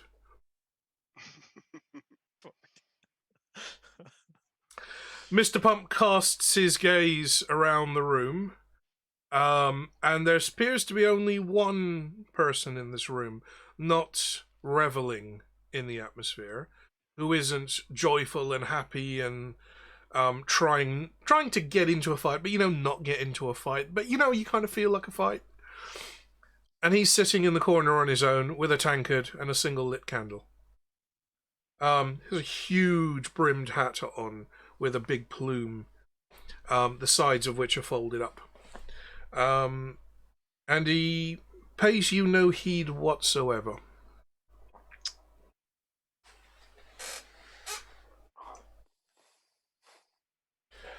Now, to add a little bit of drama to this event, I'm going to light the candles on my little tea tray. So this could go either very well or very badly.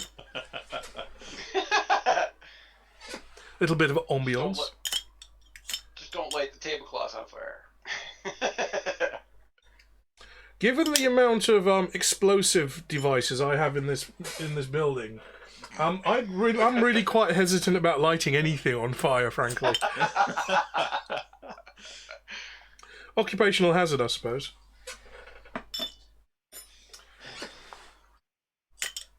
I think that's what Mr. Pump is gonna do. He's gonna look around the room and see the one guy, and he knows that that's the captain. He's gonna see everybody else just stopping what they're doing. He's just gonna go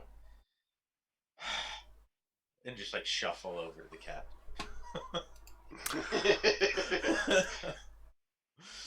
Okay.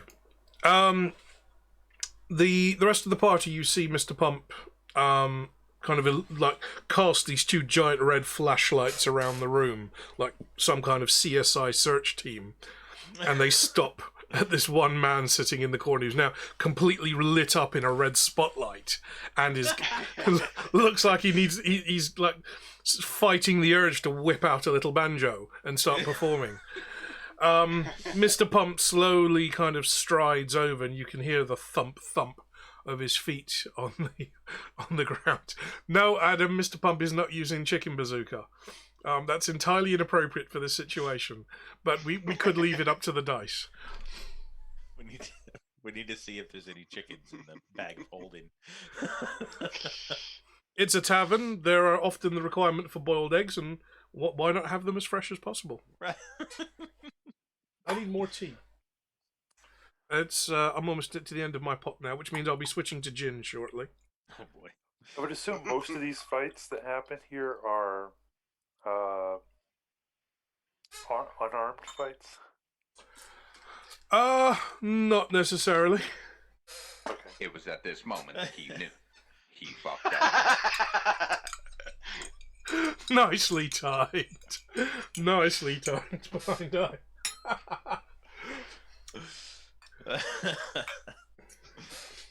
Yes, thinks the captain as he sees this red spotlight just home in on him.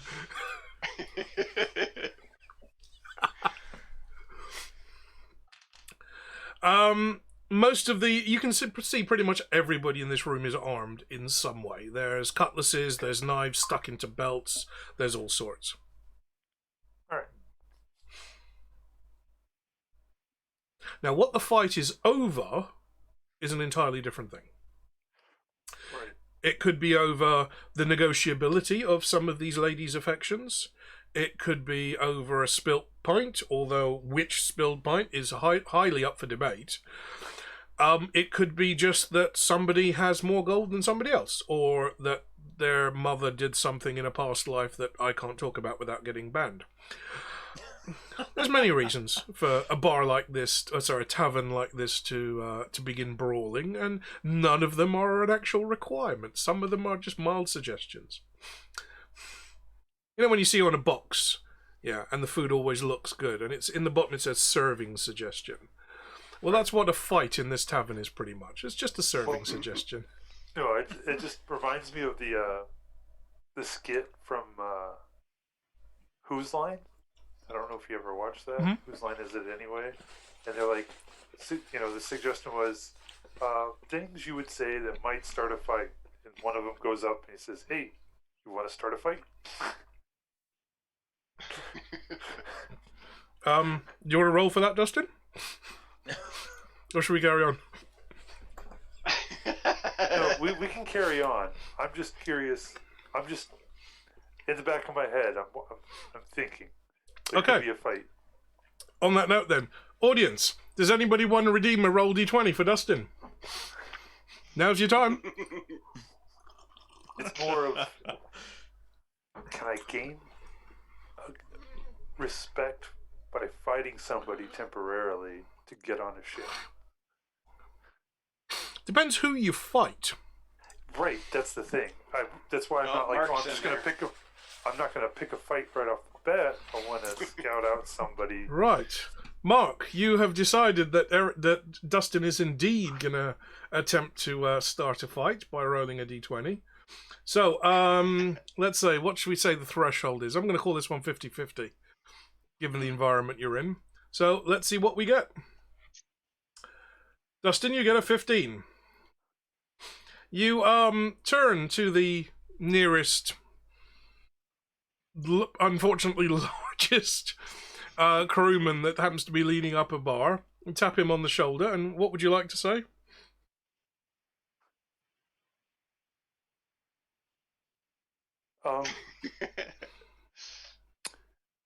You wouldn't happen to be needing any people on your ship? Some extra crewmates? He kind of looks you up and down, and then mostly down. You ain't got the legs for it. Go on, show us your legs. At that point, he grabs you by your cloak, lifts you clean off the ground, and lifts up the bottom of your cloak. Look at this one, boys! Chicken legs! Anyone fancy some chicken? Wait, how did Somewhere in the other corner of the tavern, it's like, I feel like chicken tonight. Does Mr. Pump react to the word chicken at this point? Mr. Pump has no feelings either way about chickens. That's why you picked that one up. Right. Chicken Making sure I don't pick up a chicken and hurl it just out of reaction. I point over to Mr. Pump and I say, "Look," as I'm picked up. I said, "Do you think he has chicken legs? Would you like to pick him up too?" Okay. Man, At that point, given that a man this burly would not normally encounter backchat, least of all from somebody with chicken legs, puts down his pint, still holding you by the scruff, and your feet are actually dangling off the floor, and headbutts you. Oh. That's one way to solve an argument. Fortunately, it doesn't connect very strongly, and you only take 1 point of damage. I am pretty hard-headed. We've noticed. So he's about 4 sheets to the wind. I think he's probably more like 3 and a jib. That's a nautical reference for any of you in the chat. We have another D20. Blind. What's what are we rolling for here? Man takes the challenge. To pick up Mr. Pump.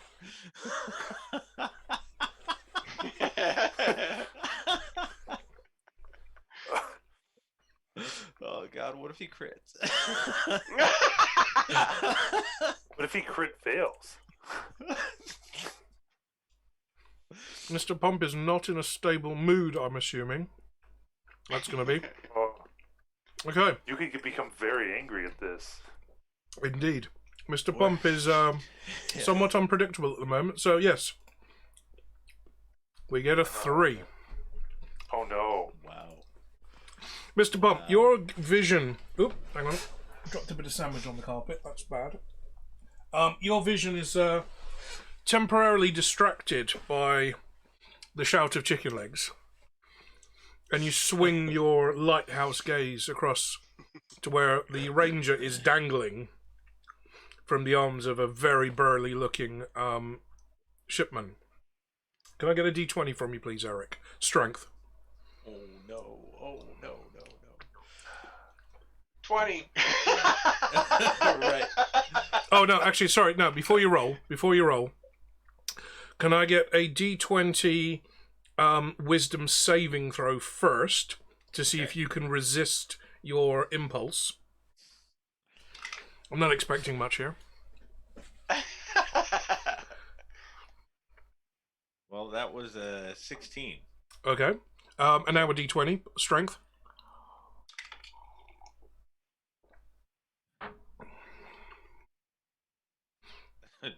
Two, but it's not a saving throw.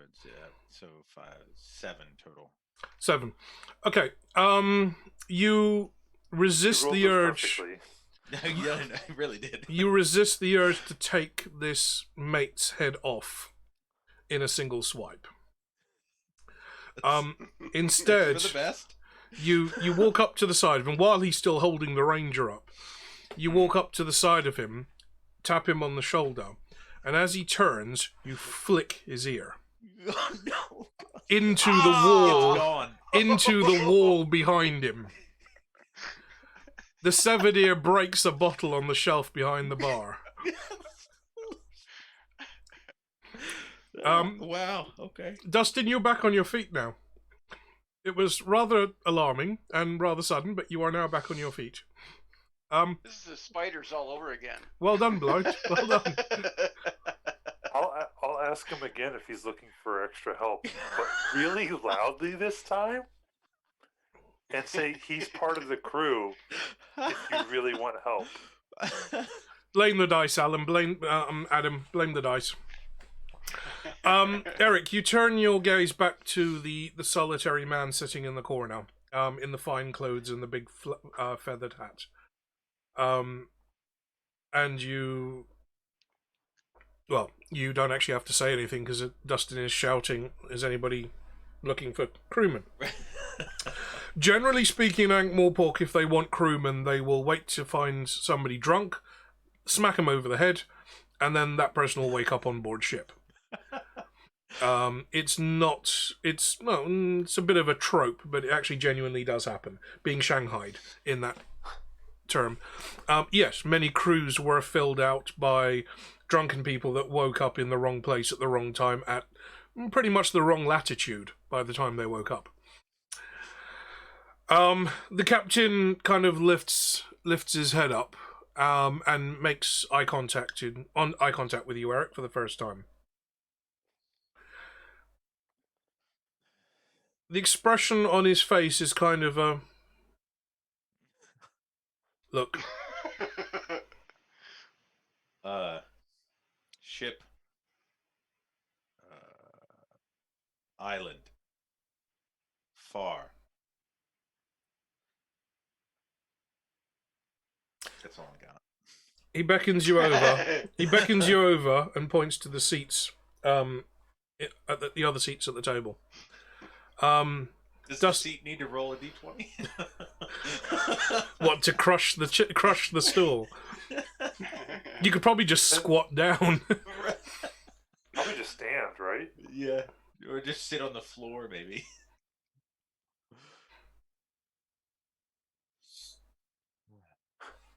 I hear you want to ship. Wait, That's the captain. Wait.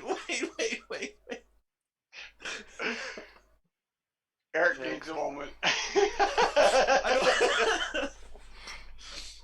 I think this is the first time Mr. Pup has encountered someone that talks like this. What kind of ship do you want and how far do you wish to travel? Can I roll for this to lift Mr. Pump's mood?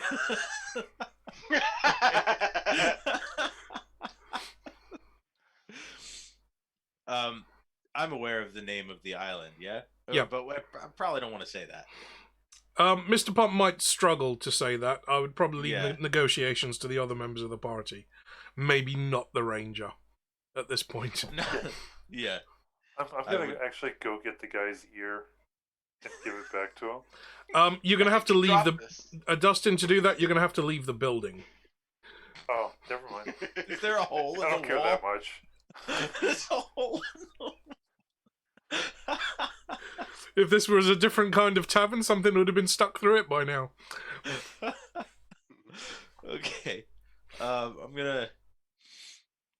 Brian, I guess this is you.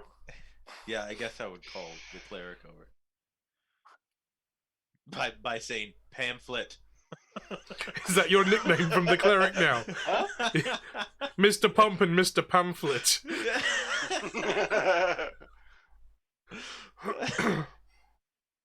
Mr. We're Pump looking isn't good with to- names.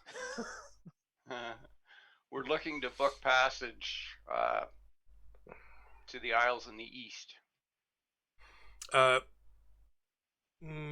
towards the rim and Widdershins, you mean? Yep. Okay. Oh, very long distance that. Long voyage. Dangerous. Dangerous waters. Oh, sorry about that. Had a bit of something in the throat. Sure, it's not just the dry air. Wait, It's a little hard to do that voice. was it? Yeah, I was gonna say, was that planned, or you just didn't want to do the voice anymore? It's all the salt. I swear it's all the salt. Right. Rimwood, Widdershins. Dangerous islands, that. It's a long journey. No ships would be going that far. You wouldn't be booking passage. You'd be chartering. How much do you have?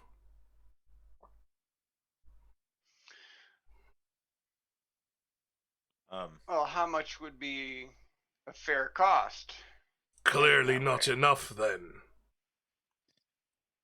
I was going to say, doesn't Sam actually have how much we have? Sam does, yes. Yes. Yeah, we roughly have about 30,000. 30,000. You could buy your own ship for that. But who's gonna sail it, kid? You? That's true. Sorry, I'm dropping all the hardcore Star Wars references. And we know Sam wouldn't get any of these because she's never seen a Star Wars movie. 30,000 gold. How much do you like your other ear? Well, do you want a fast ship? Or do you want an armored ship?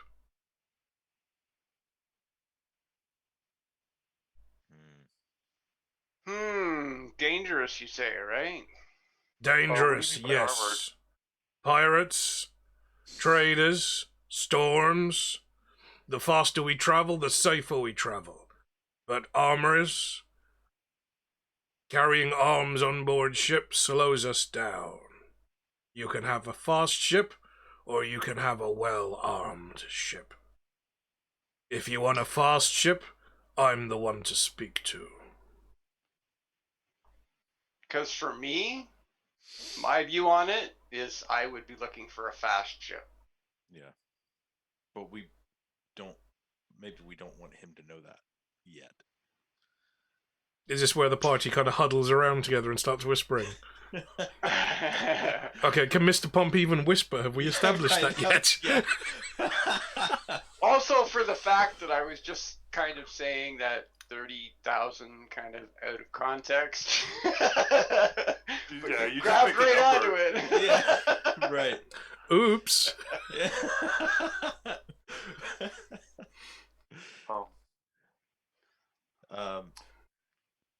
A fast ship we want to get there as quickly as possible. Plus, there's Armored also the fact that ship. you can outrun possibly any pirates that try and Yeah. waylay us. An armored ship would cost more, but A heavily armed ship would cost you more, certainly in terms of hiring it, because you'll need gun crews as well as sailors. Right. It will also cost you more in provisions, Yeah, because you've it's got more gonna men take longer. to feed. It'll cost you more in wages for those extra men. It'll cost you more in weight for all those weapons. And you're going to be traveling considerably slower, making the journey longer. So that would be considerably more expensive. So, yeah, it's entirely down to you. But if you want a fast ship,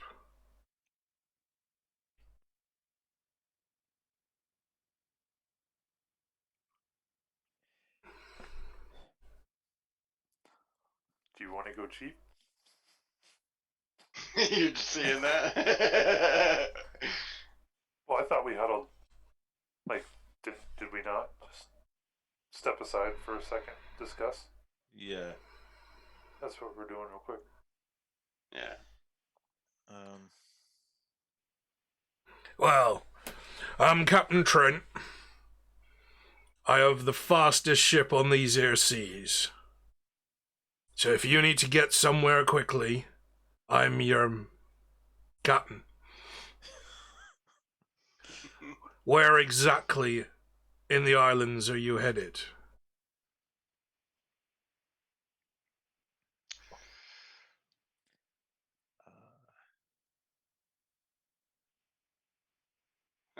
Business is our own.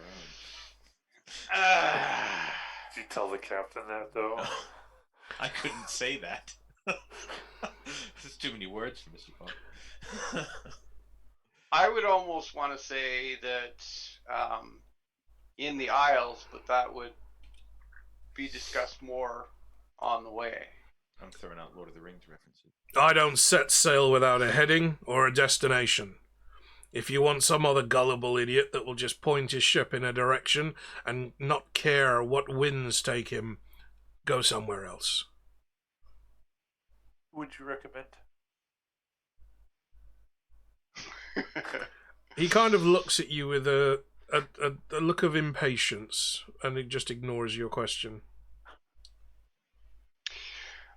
Okay, I'm going to try it this way. I'm going to take one of my pamphlets. There's maybe like a relatively blank spot on the back of one. Correct? Mm-hmm. Like it would have a little space. I'm actually going to write down the destination as to not like blurt it out to the bar itself. Fold it over and then hand him the pamphlet. Can he read? Have I considered the word of Offla? Oh, sorry. He reads the scribbling, and you see some of the colour drain from his face. Are you crazy? Are you crazy? Well, that's where we want to go. He slides the document back across the table. There's no amount of gold that would take me into those waters. Those waters are far too dangerous. You're not up for the challenge? You say you're the fast ship. I like my ship the way it is, because it floats still. You would have to make this well worth my while, and I would still have to convince my crew to make such a journey. You're talking over 20 days of travel, at speed that my ship can make, and that's with good winds and favourable seas. But all the way out there, to the edge of the world? Have you ever sailed to the edge of the world, sir? Can't say that I have. Do you know what demons, what monsters lie waiting for sailors who sail off the rim? Because I don't, and I don't want to find out either. I'm not that good an artist. We're not going over the rim, though. You're a sailor getting yourself close to now, I hear. Very well done. Step out there, and for that kind of coin, buy your own ship, and find your own way there. But if you were to do it, think of the notoriety you'd have. Brian, give me a charisma roll, please. If I ever needed a crit. I'm Come trying on. to. I'm contemplating. Oh, you are gonna love it. Oh boy. Because I pretty well sweet talked him. I got 21. He pulls the pamphlet back across the table, pulls a stub of a pencil out from behind his ear, and writes a number down on the paper, folds it up, and slides it back across with 2 fingers. That's my first, last, and only offer. Okay, so it gives us a target. So I will grab the paper and unfold it. 50,000. Yeah,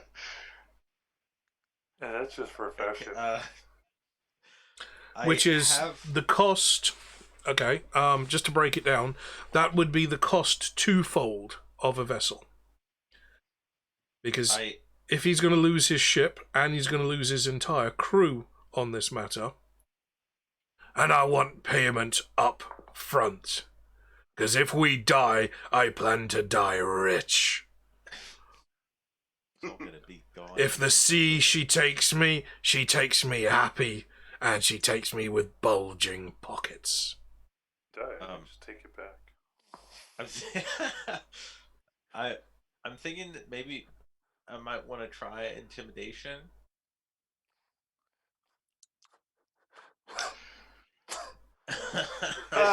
Well, if only because we got him to open up here a little bit. Okay, Yeah. members of the audience, do we think we want to let the golem try intimidation? Does somebody want to redeem a roll d20? And we'll find out. If only we because, could do this. Like, I feel like Mr. Pump is a little unstable, obviously. You're gonna flick off his ear too? No. But like, gonna flick his hat off.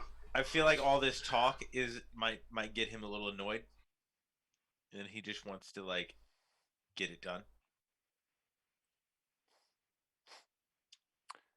Hulk Fash. Right. Okay. So, roll d20. We're going to see if Eric makes an intimidation roll. Well, that's what we're rolling for. Eric's intimidating the captain into reducing the cost of this journey. Given his current notoriety in the city, and given that there is a first or second mate somewhere in the bar that's missing an ear and is slightly concussed from a pink, I'm going to set this one quite high. Oh no, this isn't for you, Eric. This is for this is for me rolling on the chat. Oh, I see. So if he rolls above an 18, he will succeed. Yeah, there's no modifier. Whoops. Wait, what did I hang on? You rolled a 9. Oh, man. So you lean forward and pretty almost crush the table under your weight. This could be you. And Mr. Pump says, "Too much." Captain looks up into the two blazing flashlights that are Mr. Pump's eyes. Would you mind squinting a bit, lad? I cannot see.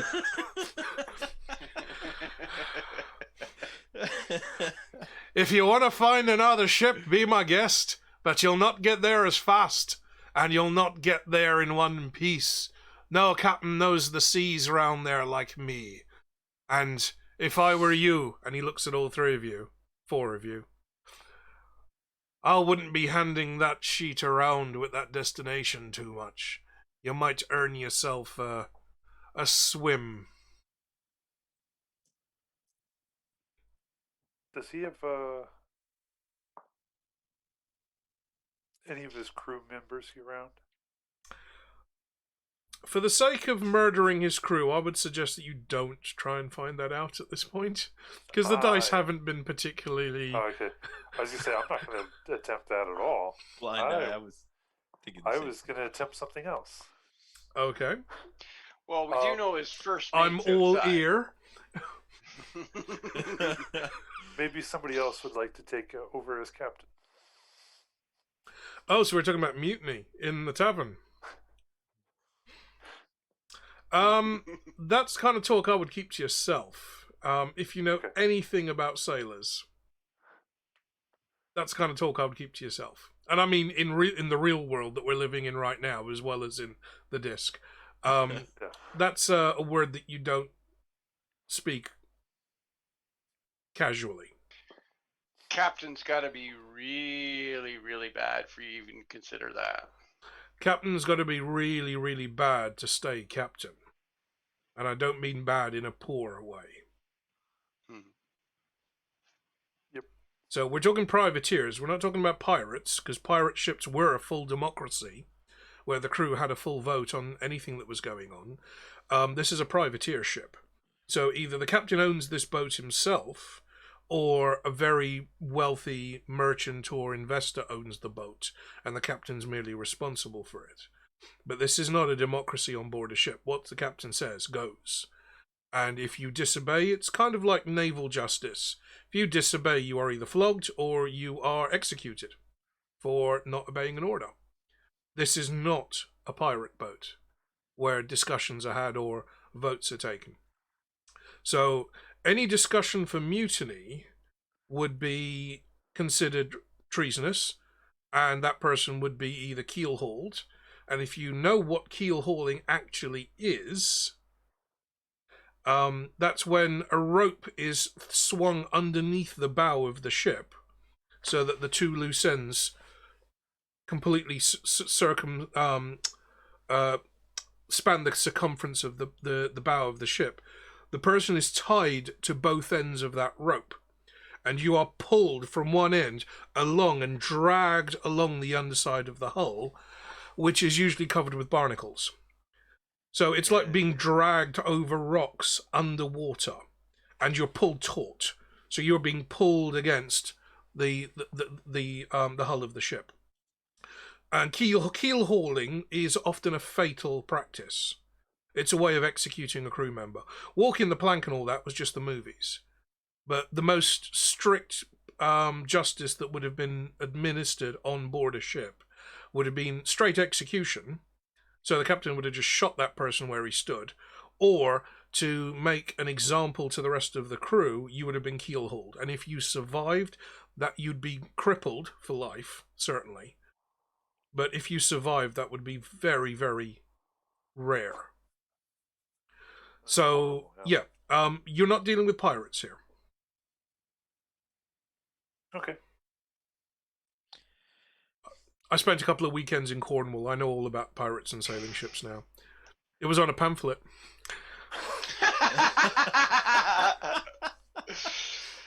Full circle. Just curious whether mutiny was an option or the suggestion that mutiny could be happening. You could suggest it. If you want to suggest it, then that's up to you, Dustin. You're welcome to, and we'll roll the dice.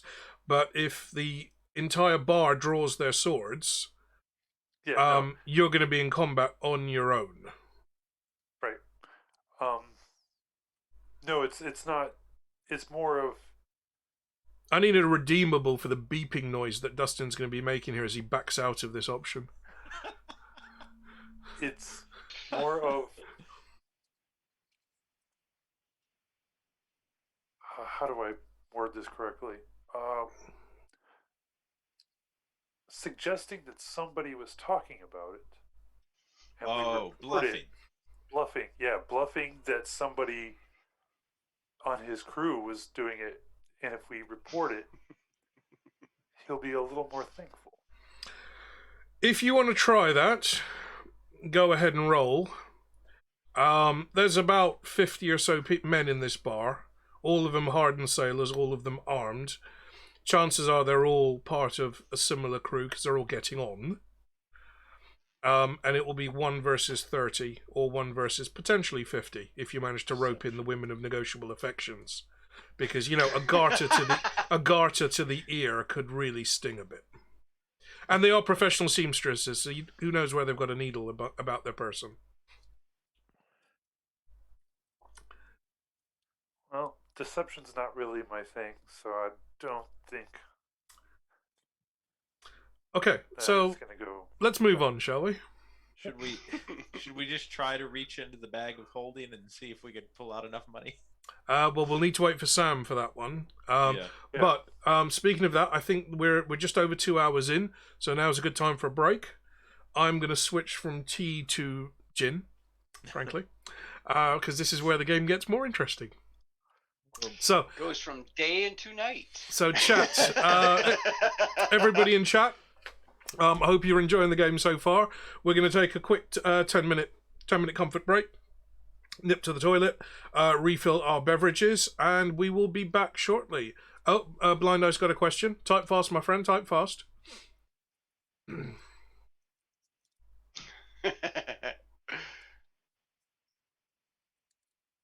Oh, the tension. Can I have a barter? What's a barter? Barterm? You type too fast. Right. It's a tiny little phone and a keypad. Tried to hit backspace and hit enter. Oh. Barter. Oh, you want to barter with the captain? The captain's made it pretty clear that that's his price. And for the journey that you're taking and the price that he's quoted, he's basically putting a price on his life and the life of every man aboard his crew. He's a good captain, it sounds like. Now, the reason he's asking for that money up front is to make sure his men can enjoy that money now while they're in port, because they may not live to later. Right. So, I was tempted on that blind, but I thought, do I really want to mess around with that? Because, I got a good roll. Yeah. It could go sour real fast. So, yeah, that's the cost of his ship and the lives of every man aboard it. Plus, he's got to provision the vessel for the journey. So, 50k is your offer. Yeah, something we can probably come back to. And with that, we are going to take a break. So, thank you very much, folks, in the audience. We'll be back in 10.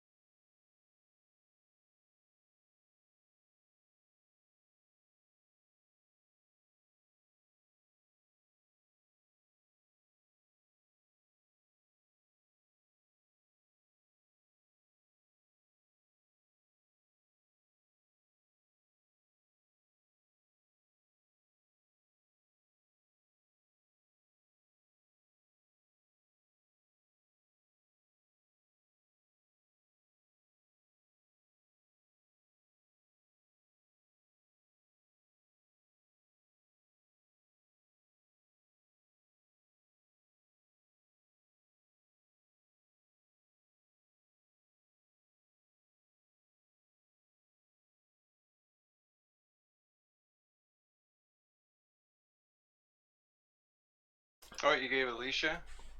Yeah, Alicia and I She know. wants that? Alicia actually lives at the other end of my street. We used to work together. Ah. And she's the one that I was kind of brainstorming with on Tuesday over the burger. Yeah. Okay, so welcome back, everyone. Mr. P, if you are still in the room and still awake, this is what I'm drinking this evening. Sip Smith London Dry, the official gin of Wimbledon, which I don't think is going to be happening this year. And I'm trying to remember the name of the Indian tonic water I chose. Can't remember. Fever Tree tonic water. So, very nice gin and tonic, which is already half gone. Okay. I've not had anything from Sam as yet. She's still showing us fully offline. I've got a feeling that the stuff they might have been doing today may have been involving legal. So we're certainly not going to be holding that against her. Yeah, she was in and out of meetings today and stuff. So. She was saying she had like one more meeting. Yeah, I had a quick chat with her on Snapchat when she was at the park with her kids. And that was just before I was firing up the stream, so I didn't imagine she'd be on straight away, but hopefully soon. Okay, we are in a bar. The captain has given you his price for the voyage. He's kind of given you the impression that this is a take it or leave it situation. You have found a fast ship.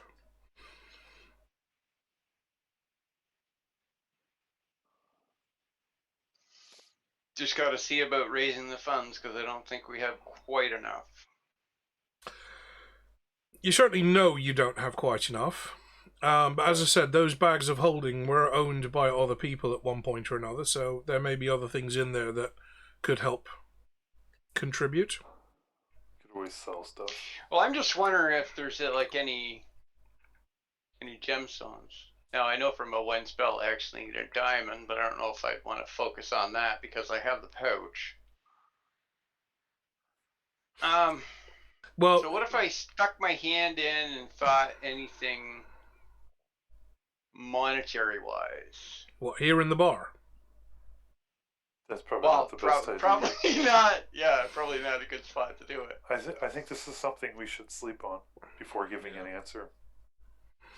Okay. Well, decide quick. I've already got a job to do, but I'm willing to postpone it. Me boat there, the obtuse triangle.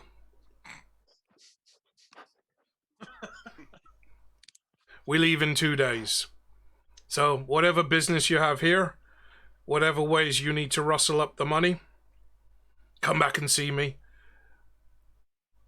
before 2 days is up, or we are away. All right. Now, please leave. You're upsetting my crew. He's looking directly at Mr. Pump here. Sorry. Okay. We shall bid you adieu. The hat brim tilts down and he returns to his drink. Brian, you notice that the drink is kind of steaming. It doesn't appear to be cocoa. It's coffee! It's lovely bitter liquid. It's steaming green, so it could well be coffee.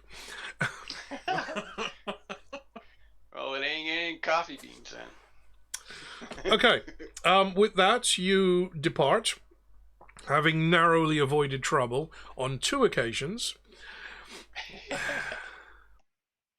That's right.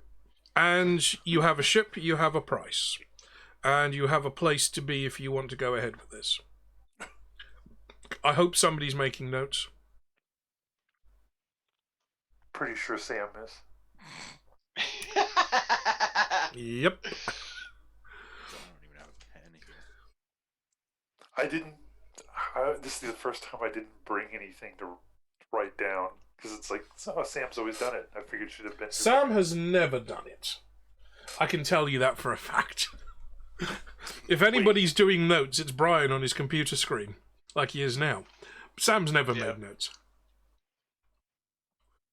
Sam's making told me notes, she's Brian? taking notes. That's terrible. Sam has forgotten to level up on more than one occasion.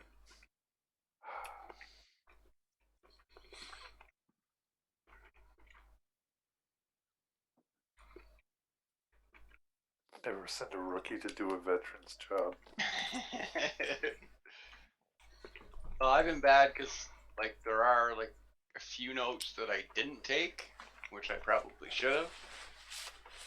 Because I was my gonna say- memory's not the greatest. I was gonna say, at just- my advanced age. Just don't send a rogue to do a cleric's job. And don't send a golem. Don't send a cleric to do a rogue's job. Don't send a golem to do any job he isn't programmed for. Well, I got our price situated basically for the ship, so we won't forget that one.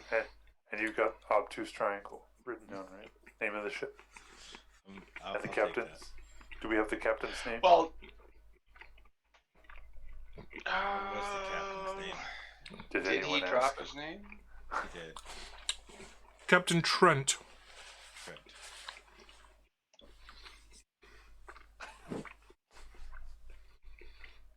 Did he give it last Only name? 1 hour. That will be his last name. Oh, Captain Trent. I see. Yeah, right. Did he give his first name? Captain Phil. Yeah. Captain Jimmy. Yeah, his first name is Captain.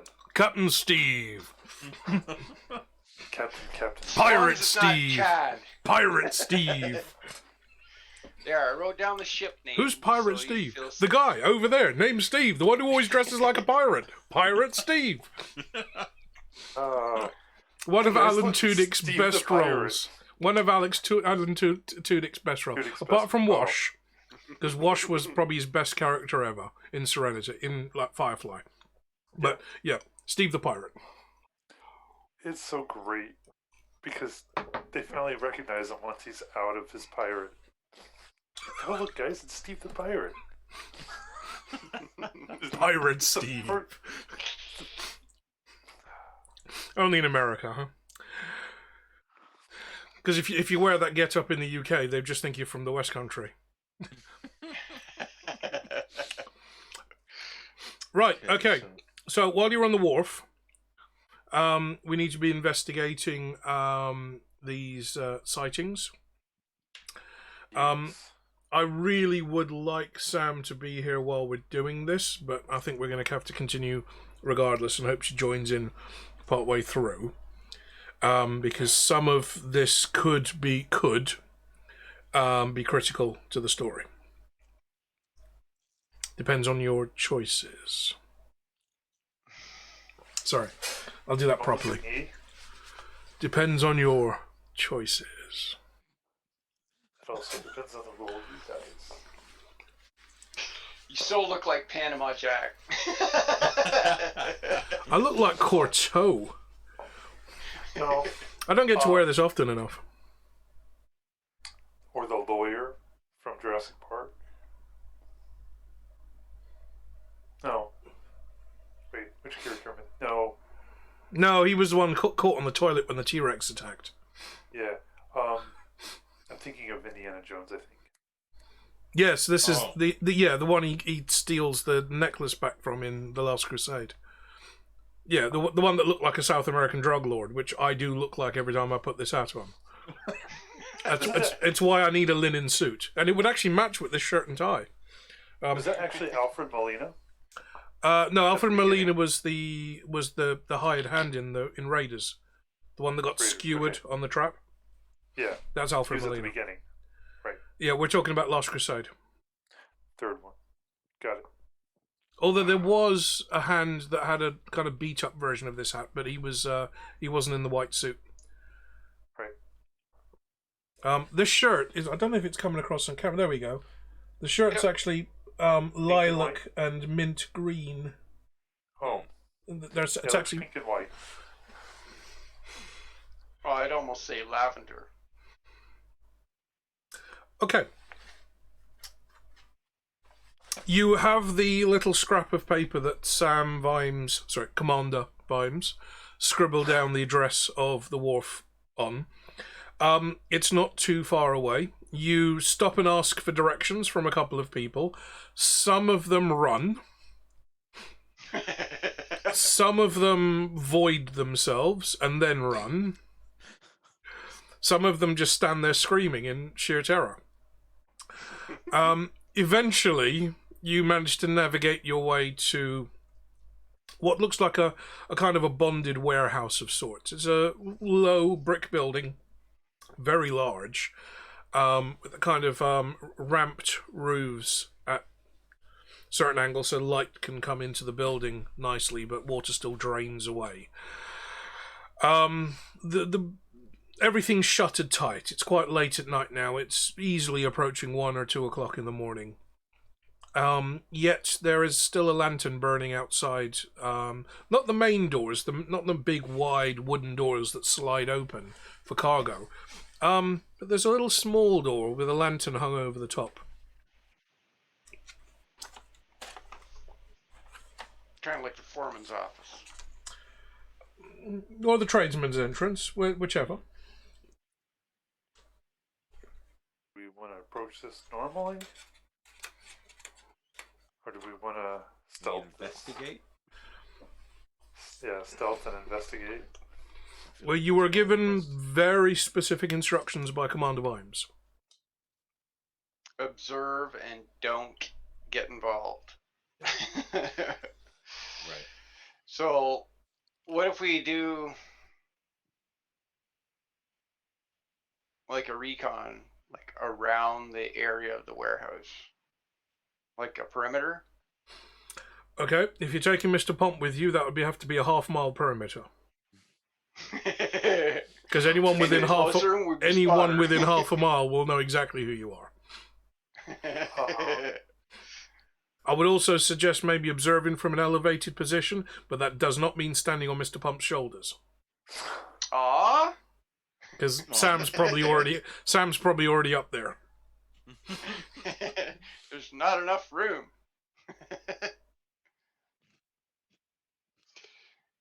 Well, Yeah.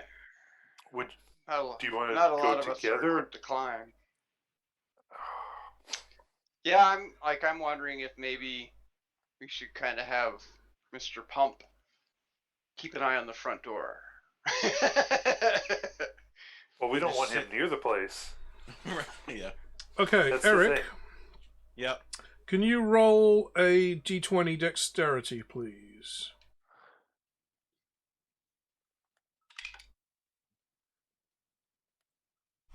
Does he trip over a clue?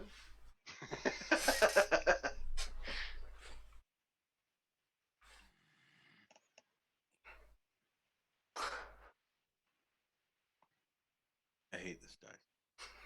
Just three or lower. Is it going across the room? It really should. There's a window open right now, and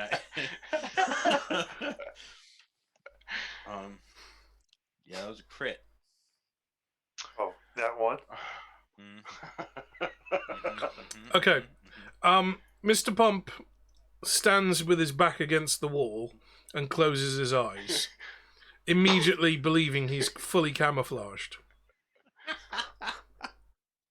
Because it's like a light coloured brick wall, Right, yeah. and he would blend into that. So he thinks. The two of you, honestly, that sounds pretty on brand. the remainder of the party, just see Mr. Pump standing like a statue against the stone wall. He has closed his eyes, so the beams have shut off, and is now just listening at what's going on. So, for the two of you, how do you want to recon this space?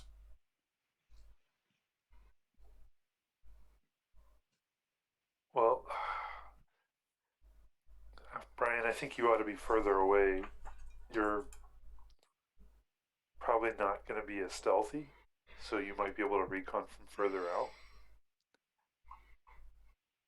I mean, I can go with you. Yeah, like I could probably but you take can't. like a higher vantage point Whereas you Yeah. could probably do like a ground recon. Yeah, that way we're getting two different. You really want to go that I way just round? Given that one of you's a ranger and one of you's a paladin in chainmail, is Brian going to be the one climbing the ladders and leaping over rooftops? I mean, yes, large amounts of metal can fly, but only if it's in an aerofoil.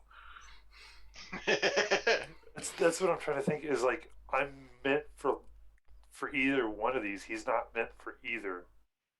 I mean, I guess you could just pretend to be. You can scout up close, somewhat, but not Okay, I'll tell you what. Let's yeah, let's do this one of two ways. Brian, actually either way, it's going to be the same die roll. Brian, can I get a charisma roll from you, please? I'll allow you to choose either deception or performance. I don't think you have either. I was gonna say performance is what I was thinking.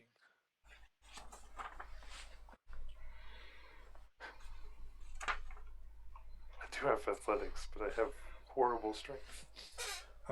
Meanwhile, I'm going to roll a quick dice. Yeah, I'd probably think deception. Mr. Pump, a pigeon has landed on your shoulder. It's kind of pecking. Like, open one eye, just like a little bit. Want to burn the pigeon away? Just like, I just keep looking at it like, what do I do? Oh, it's like a mosquito. You just bat it with your arm. Flick it into I'm gonna try to like flick scare it into the next district. Well, I mean, similar to chickens, I didn't really have I don't really have an opinion on chickens, so I guess pigeons are about the same. Okay, Brian, what was your roll? What's that? Well, altogether, I got a 6. 6. Okay. Eric, can I get a D20 strength from you, please?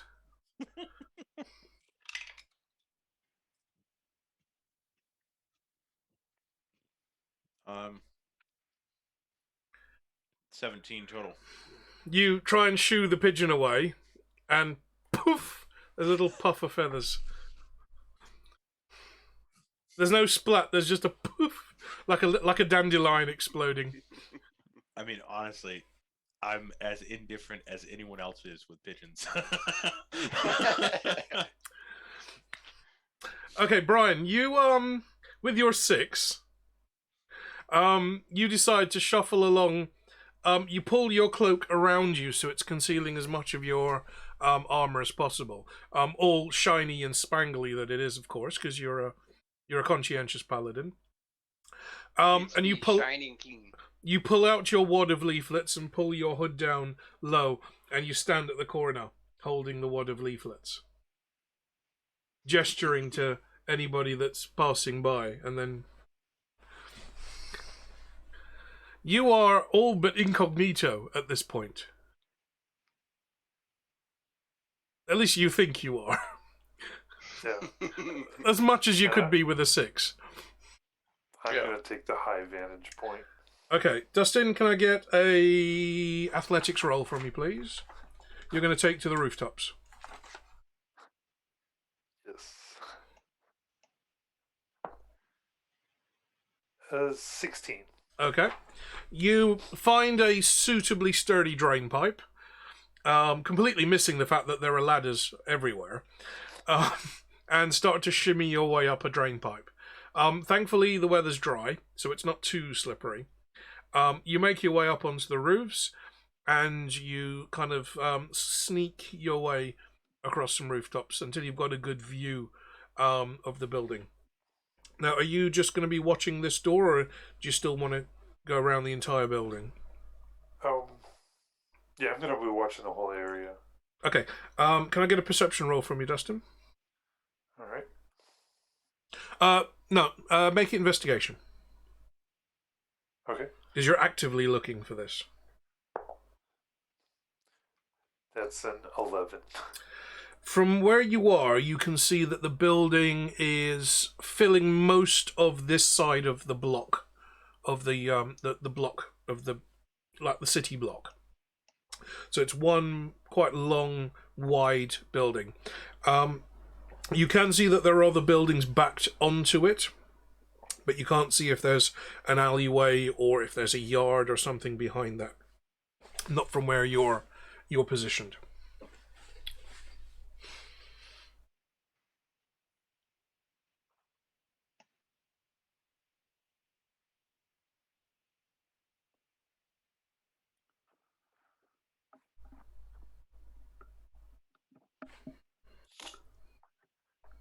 All right.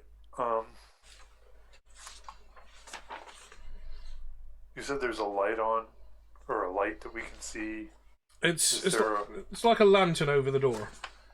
over the door. Is there a window near the door? There are windows. There's not a window in the door. There's like a portal that can be slid aside, but there's no window as such in the door. Not in the door, but like near the door. Like, There are windows either side, so these could well have been offices, but the windows are all dark. Either they've got shades okay. on or curtains drawn, or just the glass is dirty. that's true.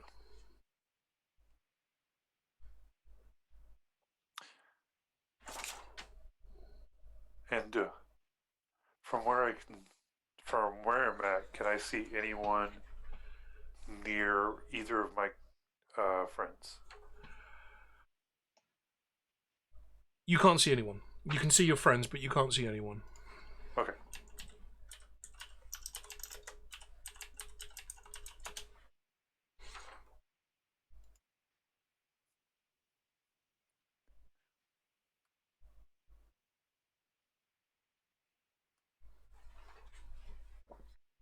I will wait and I'll look to see if I see anyone that comes into the area, and or if I see Brian start to do anything, Okay. just to see if he notices something. But Right. otherwise, I'm just going to be in a waiting. Okay, you're gonna have to give me a short moment because what I thought I had printed out, I do not. Okay. So I'm gonna have to see if I can find the document somewhere on my Dropbox. Because what I need to do is read out some sections from one of the books. And I'm pretty sure I've got the PDF of that somewhere. If not, I'm going to actually have to go and find the book, which will be on the shelf somewhere behind me, and it's an absolute mess back there. Right. Let's see if I can find it. Eric, how far into Guards have you gotten?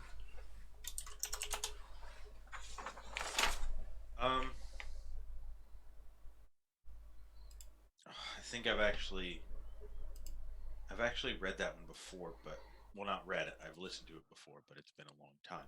Okay. Which means you'd probably know the entire chapter I'm about to read out. Yeah. If I can find it. I've actually got it noted down in my notes, and it's actually I've noted down the wrong chapter. So I've headed it. I've just headed it incorrectly. Right. Okay. There we go. There's the PDF. There's a huge amount of license infringement here. I do apologize. Search.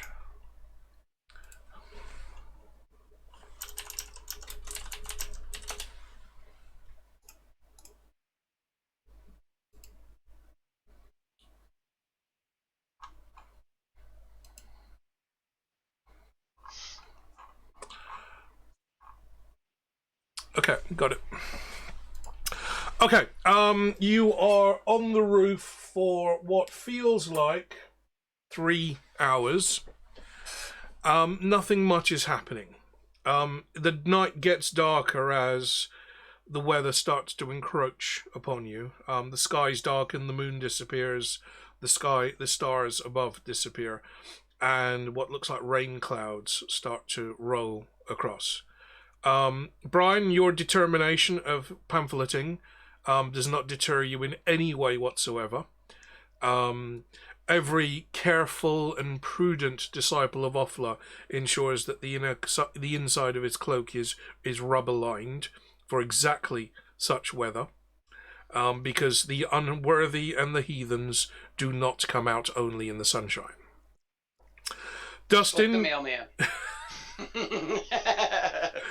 Dustin, you are a ranger. You are very familiar with being out in bad weather, so a little bit of rain doesn't faze you. Unfortunately, this rain is similar to what Blind Eye is experiencing right now, because he's been quiet in the chat for a bit, so I think he may have lost his internet connection, or his building is slowly floating away. Well, hopefully neither of those are happening to my character right now. Sorry, I'm catching this a bit late. Thank you very much for lurking, T-Roy. I hope you've enjoyed everything so far. At about 2-ish o'clock in the morning, you can't really tell because from where you are, you can't hear the great clock on the Unseen University chiming. But you can hear that chimes are happening. And in your head, you're counting roughly, and you're bored, and you're trying to do complex Pythagoras and failing miserably because, honestly, none of you are camels. The rain creeps in, the shadows get darker and wetter. And can I get a perception roll from all three of you? Eric, in your case, you're listening for this.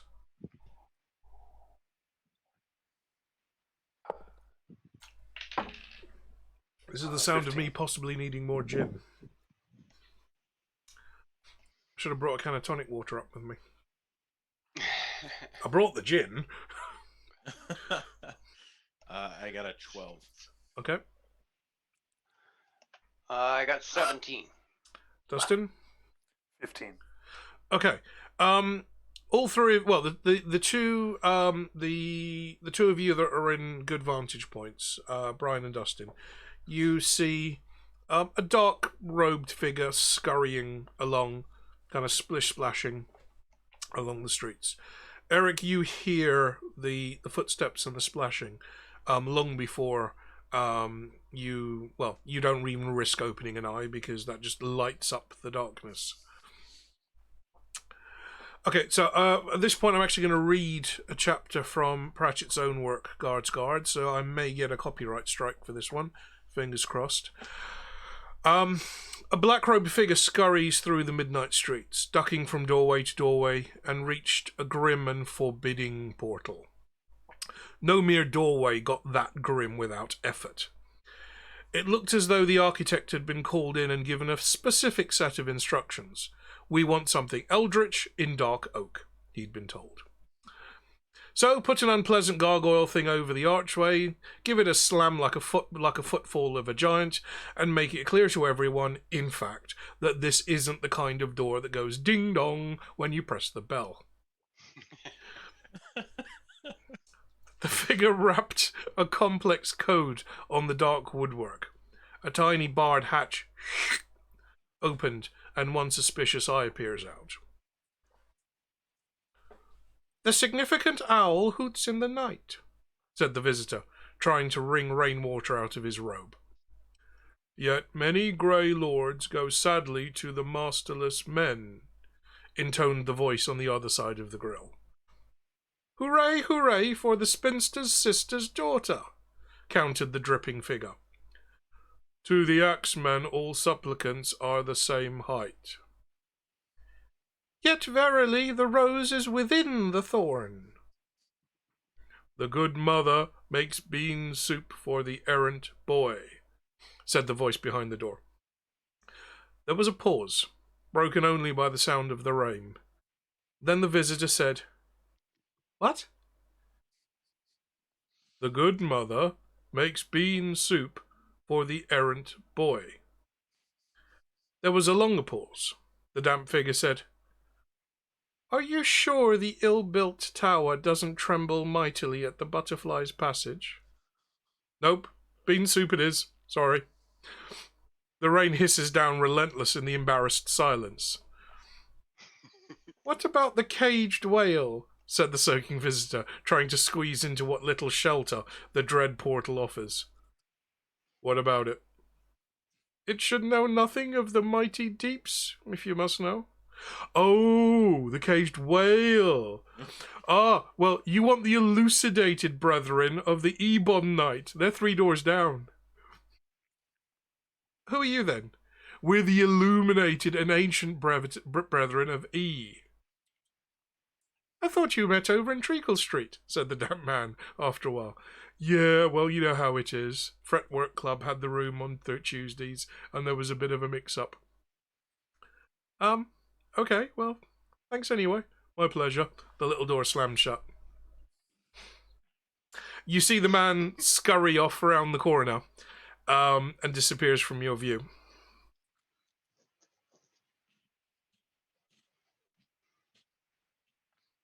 Yeah, I remember that part.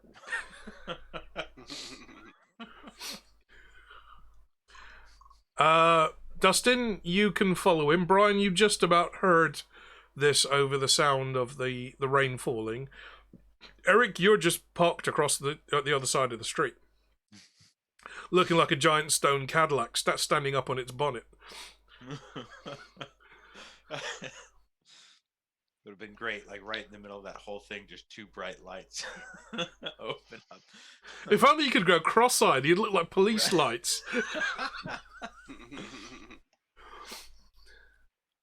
The only thing is, we don't know the key phrase for the last part. Don't we? Well, anyone that heard, I was probably too far away to hear this. No, But but he anyway- couldn't answer. He couldn't answer the last question, Yeah, exactly. so we don't know what that phrase is. Okay. From what I heard, okay. I guess I'm not going to say anything because my character wouldn't know. But the guy, he didn't say. He didn't, but the other guy did. Oh. Oh, okay, I see what you're saying. Because what group are we supposed to be looking for? Well, you're just looking for the scaly-faced, robed people that may have been seen in this immediate area. Right. Well, I'm just giving you this address to check out, but he may not have gotten the right address. Right. Or, So, maybe the Fretwork Club did move to Tuesday and they've had to pop around the corner. But he did So- say that his group here is the Illuminati something or other. The Illuminated Brethren of E. Illuminated Brethren of E. so are you? So in that we have a name for the group. But is it the right group? So I'm going to follow the other guy. Okay. Brian, you're aware of where the ranger is secreted, and you see a little shadow, a very damp shadow, kind of flop its way across the roofs, and you can see that the ranger is following this dark figure. Are you gonna stay put? Or are you gonna move with him?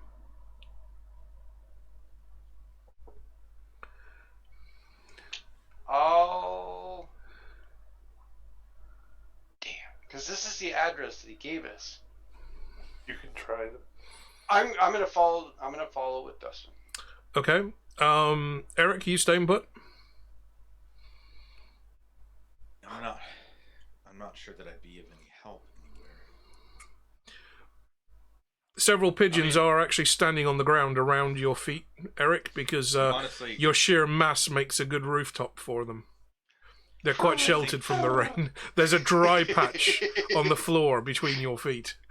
I think at this point I would be a bit afraid to make pursuit of anyone or try to do anything Okay.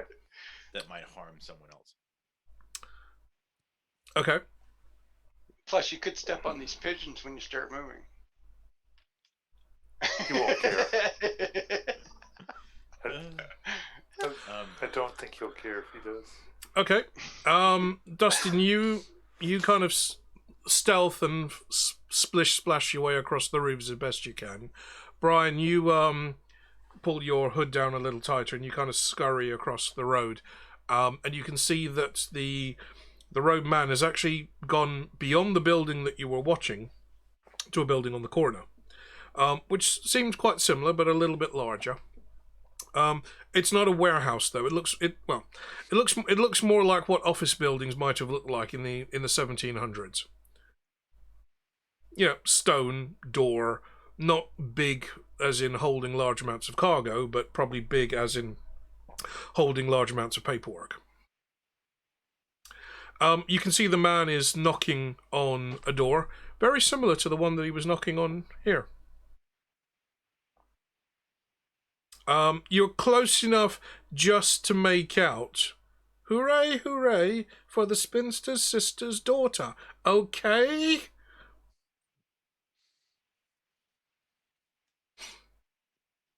You can't hear the response through the door portal. Yet, verily, he replies, the rose is within the storm. Look, it's pissing down out here. You do know that, don't you?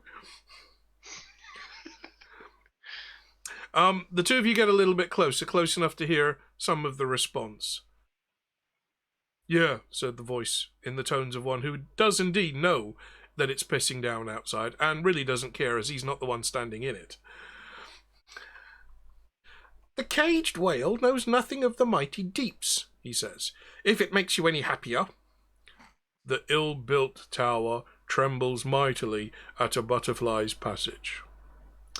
The supplicant grabs the bars of the window and pulls himself up to it. Now let us in, I'm soaked!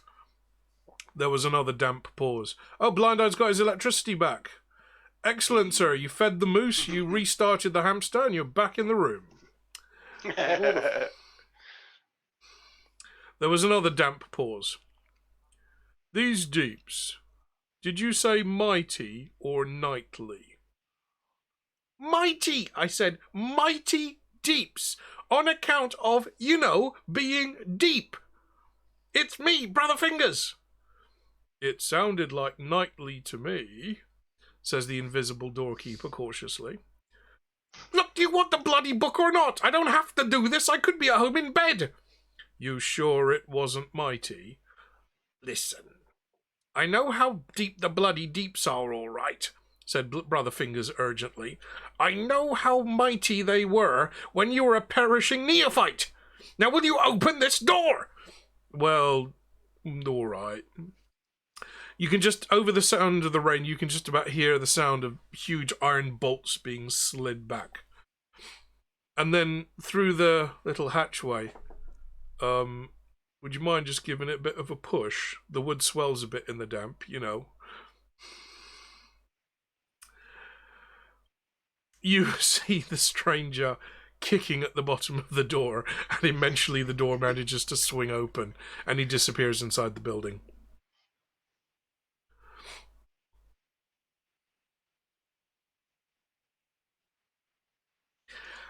As the door slams shut, as the door is attempted to be slammed shut several times, Dustin, you, from up on the roof, you can't hear this, but Brian, you can. You hear from inside the room the wet gentleman named Brother Fingers. Well, I didn't. We didn't get it. Okay, we didn't get it. We tried. Oh, he's going to be very angry. That's what he sent you out. Look, I know. We just didn't get it. We'll have to make up some excuse, but no, we 6 men, honestly, and one street kid and a little bag, and you'd think it. The hatch slams shut, and that's all you can hear of the conversation. So either they were looking for the bag or they were looking for something inside the bag. Well, while you decide, I'm going to go get some more. Get a refill. Back in a moment. Discuss amongst yourselves. Did he say what kind of? Did he say what kind of book? No, he didn't say. He just said he had the book, but he didn't get what they were looking for. So, right. I have a feeling that there's probably something that they want that's inside the bag of holding. So I think we might have to just start pulling books out. Well, who's to say it's specifically a book, though? Because he didn't say what it was that he didn't have. Yeah. Like, we're not sure if it's a book. Hmm. But it would stand to reason, though, too, because it is kind of like a Hall of Records type thing. Yeah. So, look, there's a lot of paperwork.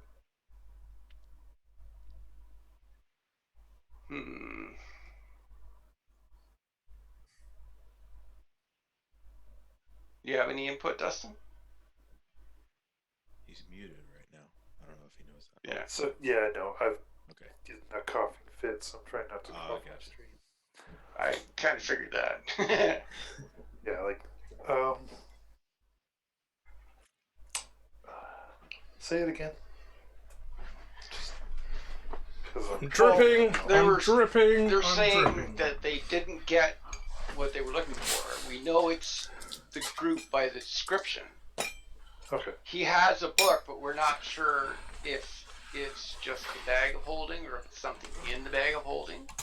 But it could be like another book or something paper related that they're looking for inside the bag of holding. We could use the name of the group, perhaps. If we tried to pull out. Oh, sorry. Not as satisfying as the other bottle. Name of the group or the we need the name of the book, right?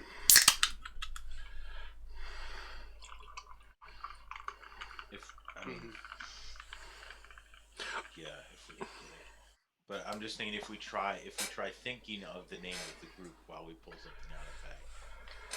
That's possible. Well, this group was the Ebon Eye, was it not? Elucidated Brethren of the Ebon Knight. Someone's made notes at last. Well done. No, that was the other one. That was the other warehouse. No, Ebon E was the first one. The Illuminated and Ancient Brethren of E was the wrong one. Oh. You want the Elucidated Brethren of Ebon Knight. 3 doors down. Yeah. So I may have had to look it up, but like it's now in my notes, so I feel like that's fair. yeah. Print. No, you were just listening very good to what Omar was saying. That's why. I was trying to take notes. I was like, I cannot go this quickly. Golem, listen good. Golem has ears. He's got a photographic memory. You say any word, he remembers everything. Good He luck. just can't. He just can only tell us like every third word. Yeah, I was gonna say good luck getting those words out of the golem. Something about the loose brethren, probably. The loose Really? brethren. I think that's quite inappropriate. You mean The loose brethren of Waffler, I think? you mean the brethren of negotiable affection? That's the one. Oh man. Which is the counterpart to the Seamstress Guild.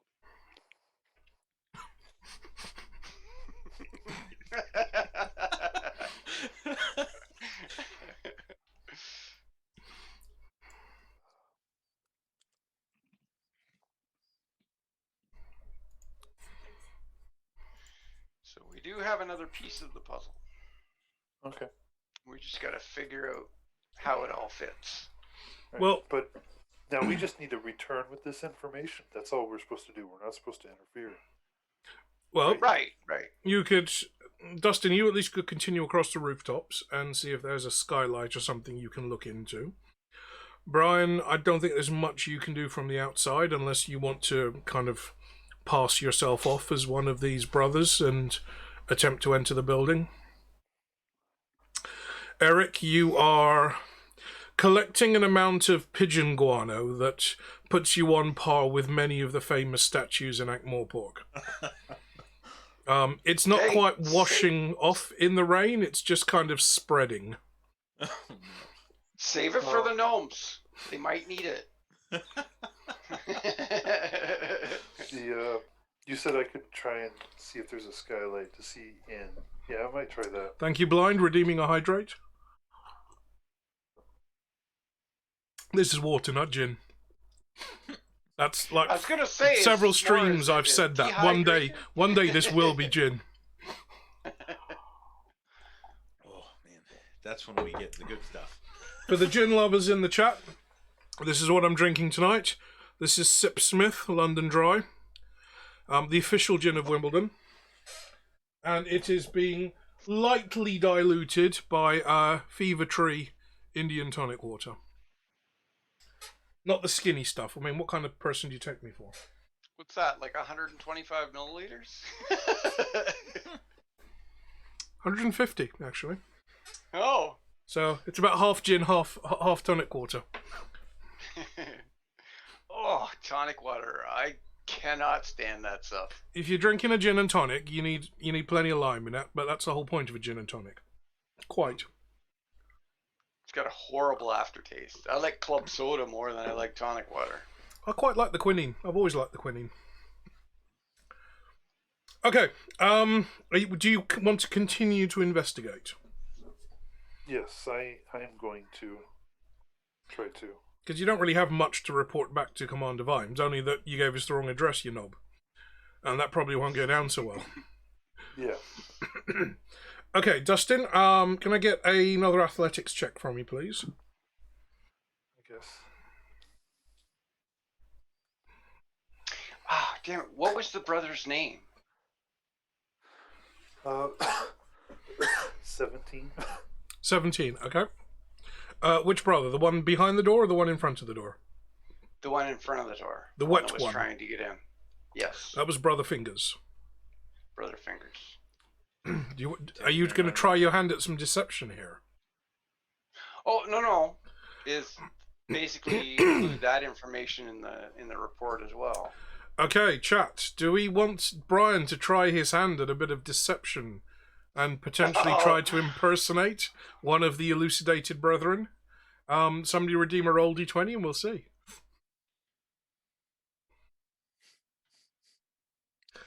I'm so glad I added this feature. This is great. I hate this.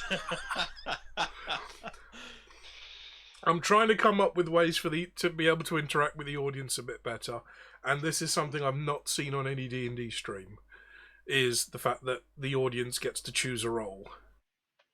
A strong suggestion from the DM, of course, but still, the audience gets to instigate a role and potentially change the outcome of the game. The last campaign I was in, the DM made it if you donated. Thanks so much, Blind. That it would cause, like, donated so much, it would cause a roll on a D100. Okay. And wild magic would happen. Interesting. I might have to think about that one. And they would get to pick what character it would affect.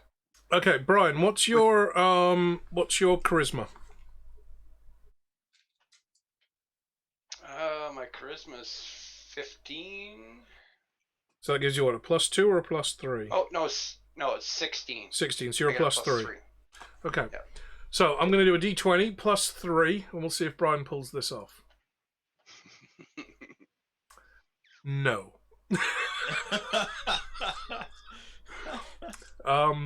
Right. What can we do with a 7 total? Brian, you cross the street. You kind of pamphlet still in hand, and you knock at the door. How much of the conversation can you remember? Did you consult Mr. Pump first?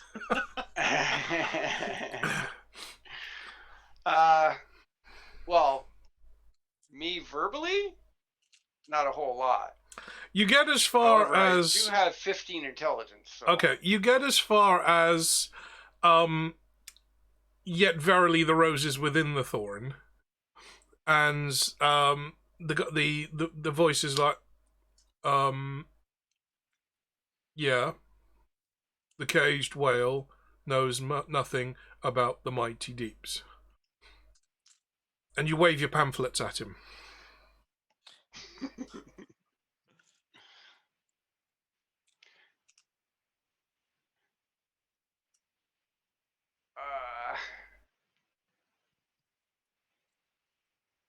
I'm not even sure what type of a name to give.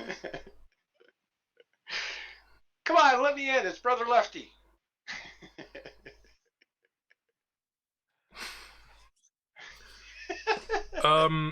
Brother Lefty? I don't know a Lefty. Are you Righty's brother? Yes. Oh. Righty did say he couldn't make it. Did he send you with the pamphlets? Yes, they're right here. He kind of pulls up a bit closer to the bars in the door. They look a bit wet. Well, what do you expect with the weather out here? Come on. Can you just at least remind me about the ill-built tower? Does it, tremble mightily? Because, it's my neck if Righty didn't give you the rest of the password. It trembles mightily in the deep. Give me another persuasion roll there, Brian.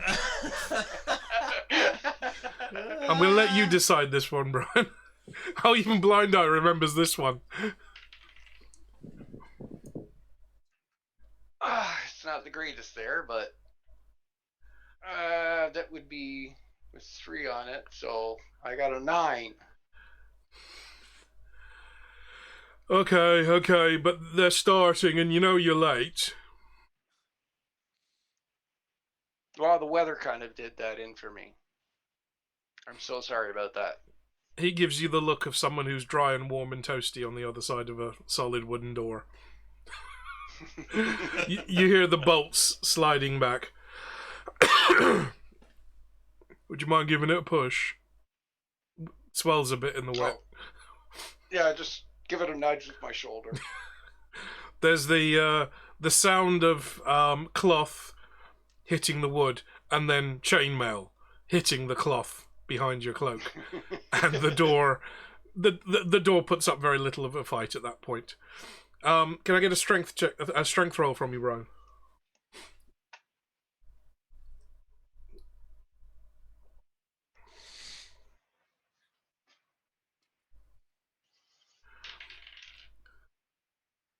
Uh-oh. Do I bowl him over? I got a 23. Yes. You put your shoulder to the door. The door swings in so hard that, frankly, Brother Dunnikin is just splatted up against the wall behind the door, and you step in. Eric. Sorry about that. Eric, you've seen, from your vantage point, you've seen some of what's happened here. Okay. The cleric kind of leans out and looks down the road to you and it's like... Can I shimmy along the wall? Because he still feels like he's hidden. Right. Okay, can Mr. Pump give me a stealth roll, please? Oh. I actually have a +1 to stealth. 16 total. Mr. Pump shimmies along the wall, looking like a shadow playing across the stone as the sun traverses the sky. Unfortunately, the sun doesn't traverse the sky that quickly. So your imitation of a fast-moving sundial across the wall of this building goes relatively unnoticed. It's like 3 a.m. and it's pissing down with rain. So you shimmy along and you kind of duck and kind of sideways your way in and glance at the rather unconscious Brother Dunnikin slumped against the wall in the door.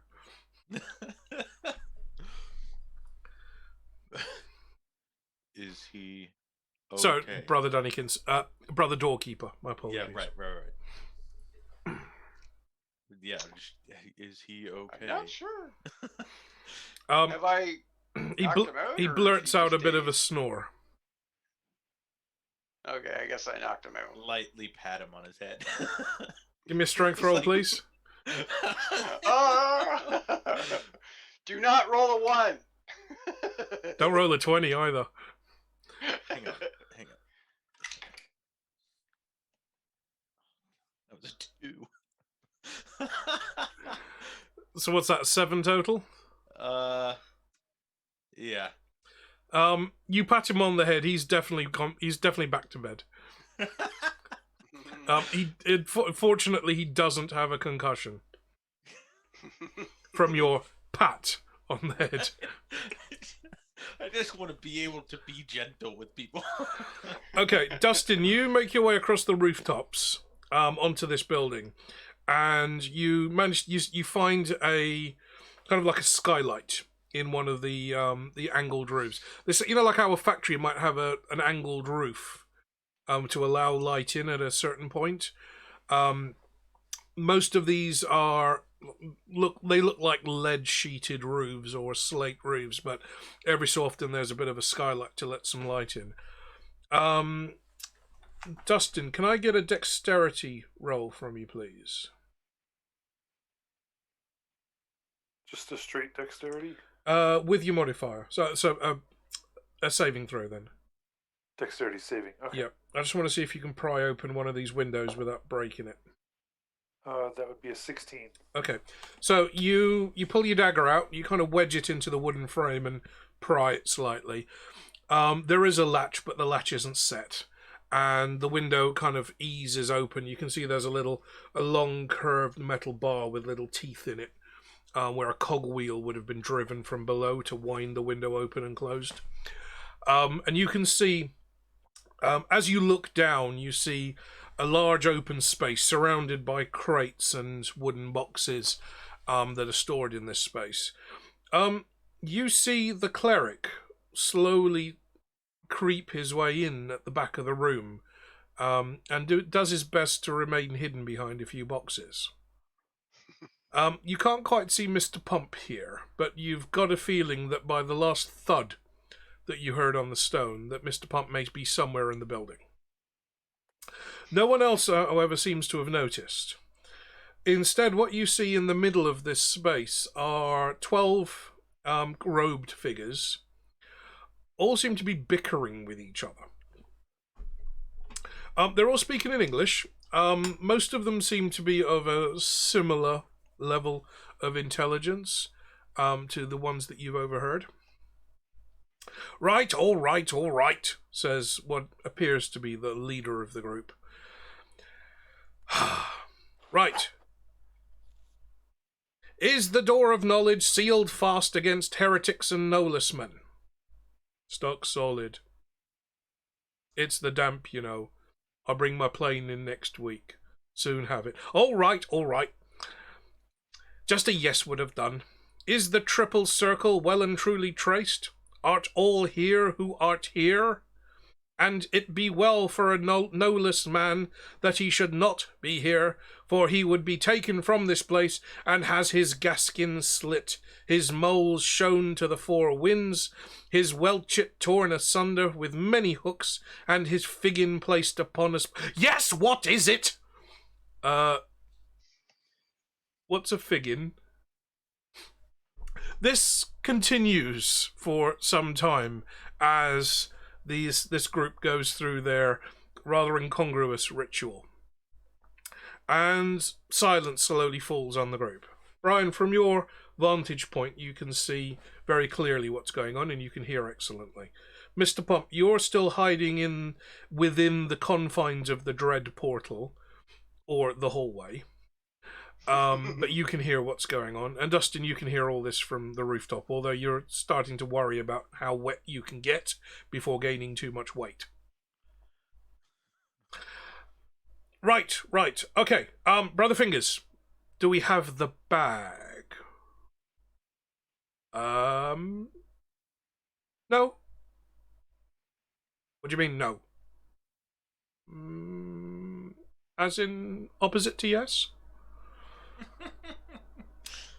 Brother Fingers, where is the bag? Well, we paid some people, and you know they were kind of burly people, but we couldn't afford guild rates, so we just paid some people, and apparently the boy did get the bag, but the group retrieved it rather violently. So we don't have the bag. What about what was in the bag? No, we don't have that either. From within the robes, you can tell that his eyes are shut and he's sighing deeply. It just radiates that expression. You didn't get the bag, and you didn't get the egg. What did you get? Possibly a fine from the Thieves Guild, but we haven't really confirmed that yet. Our guest will be very disappointed. Well, I'm very sorry, sir, but you know, you didn't give me much money, and it's quite expensive to organize thuggery at short notice. At that point, you hear a hiss come from the other side of the room, the other side to where you are, Brian. And another robed figure steps into the room. You did not get the bag. You did not get the egg. Am I right? All of the cloaked, robed figures shudder at the sound of this voice, and you can immediately see they're kind of cowing down and trying to make themselves as small and innocuous as possible in case a beating is forthcoming. We have a ritual to oversee, and you have been well paid for this. Well paid is a matter of opinion, said what appears to be the leader of the group. My men tried to get the bag. They did not achieve that goal. Hopefully another opportunity might present itself. I need that egg. The bag you can keep, but we need the egg. The ritual must be performed. The Great One is already in the sky.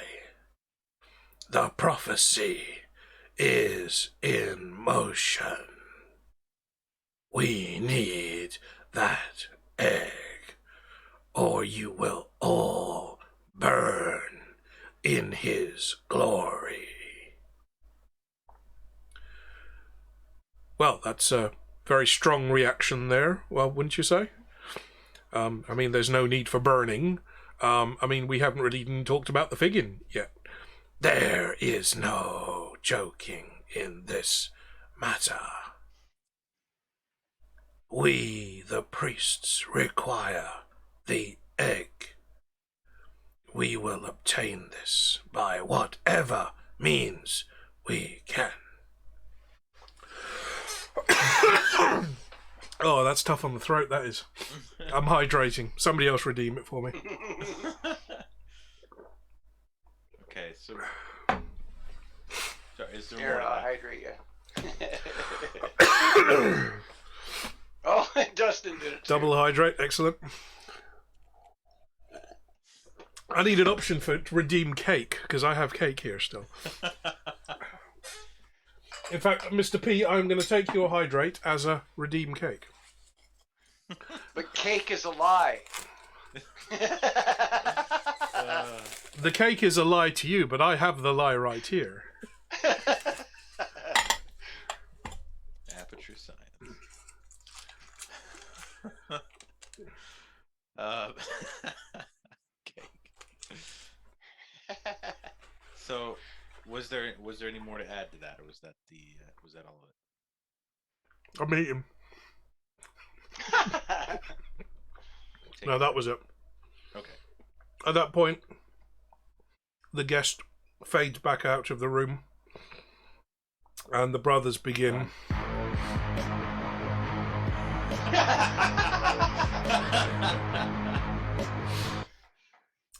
At that point, the brothers begin bickering amongst themselves now, and what do you want to do? We know what the egg is, right? Does everybody remember? Well, the egg was actually the gift to Sam. Yeah, exactly. So Dixie has the egg, but I found that was interesting. So it is probably either, well, if his mate is a dragon as well, so then it is a dragon egg, not a wyvern egg. Also, do we want to report this? Well, we can report on Death by cake. like the goings on. We don't necessarily have to divulge what they're looking for. Yeah, right. We can. I mean, we have Death by Snoo Snoo.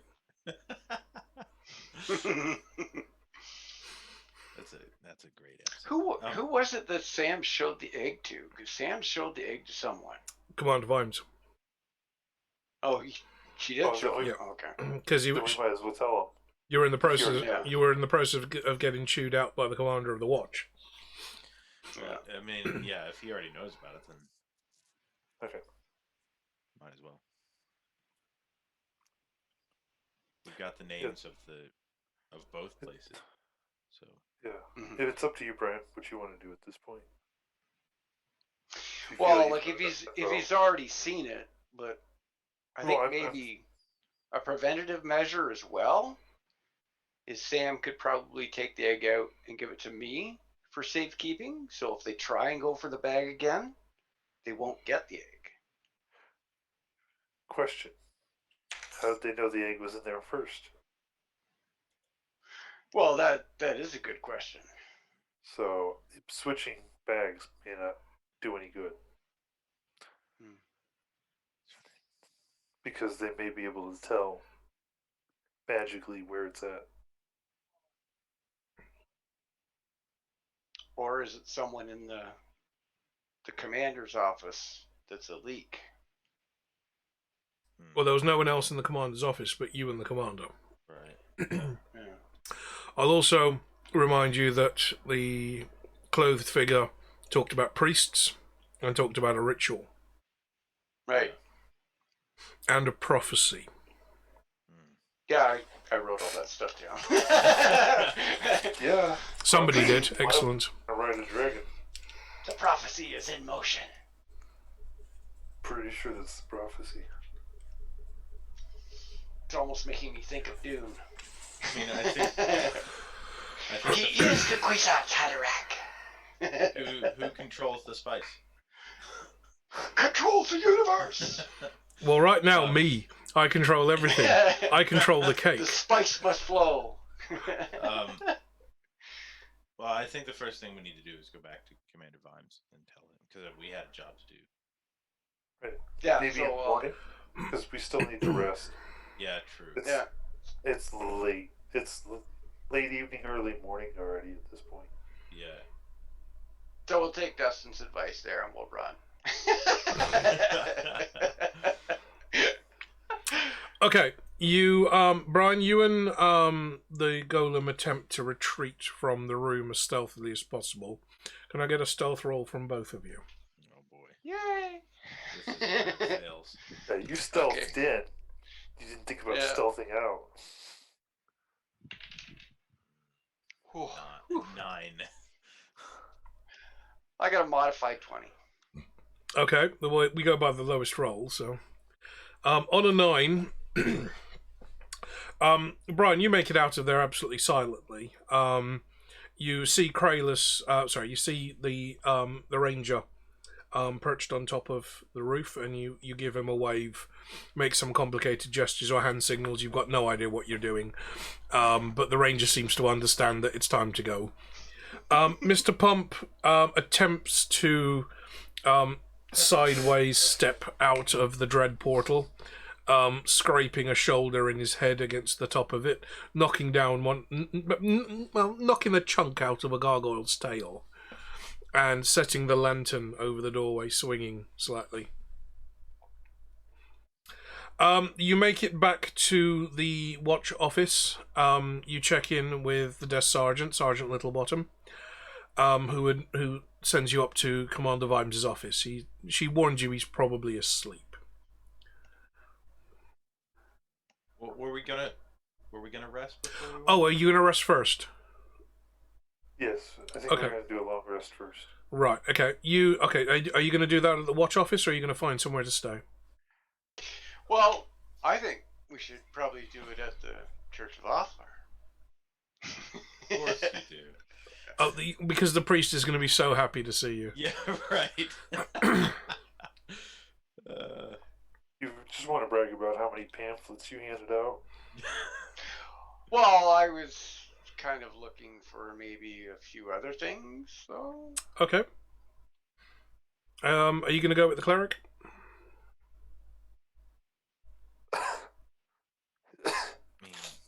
Is the golem? What's he gonna do? I'll wait. To see. I think the golem Defer would to the rather. golem. I think the golem would rather not. Okay. React. If he wants to find another place, I'll go with the golem. I mean, the golem doesn't really sleep.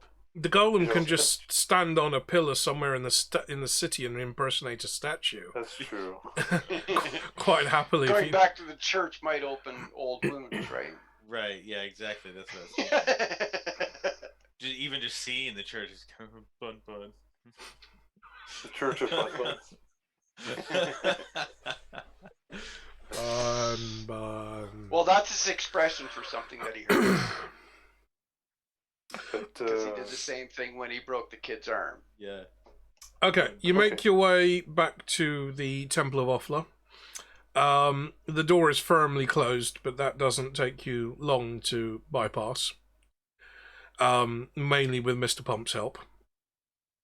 The priest is roused from his sleep by the sound of the door crashing open, and emerges trying to pull something over his night robes, and looks entirely unsurprised to be seeing the party again.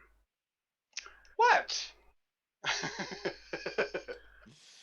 Just try not to break anything this time. Okay. He leaves you to it. He's just had enough, and nothing he says or does is going to influence the way that you guys behave.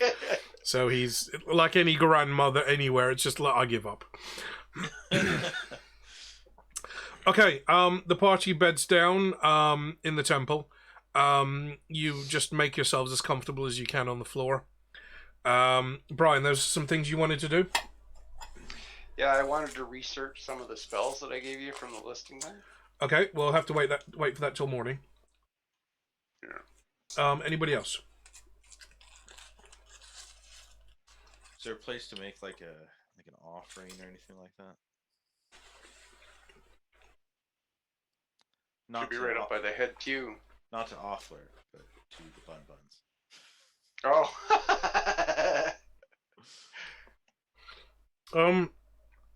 While everyone else is sleeping, Eric, you pull a piece of stone out of the wall. Don't break anything, damn it! And you begin tapping. Good. And you begin tapping away at the stone. Yes. I love Making it. a bun. By the time the rest of you wake up in the morning, the golem has chiseled a bun out of a piece of stone from the temple wall. He leaves Bun blessed by Offler. the golem leaves it not on the altar, because that would be sacrifice. Even the golem knows that. but he leaves it on a windowsill somewhere in the back of the temple, where hopefully no one else will notice it.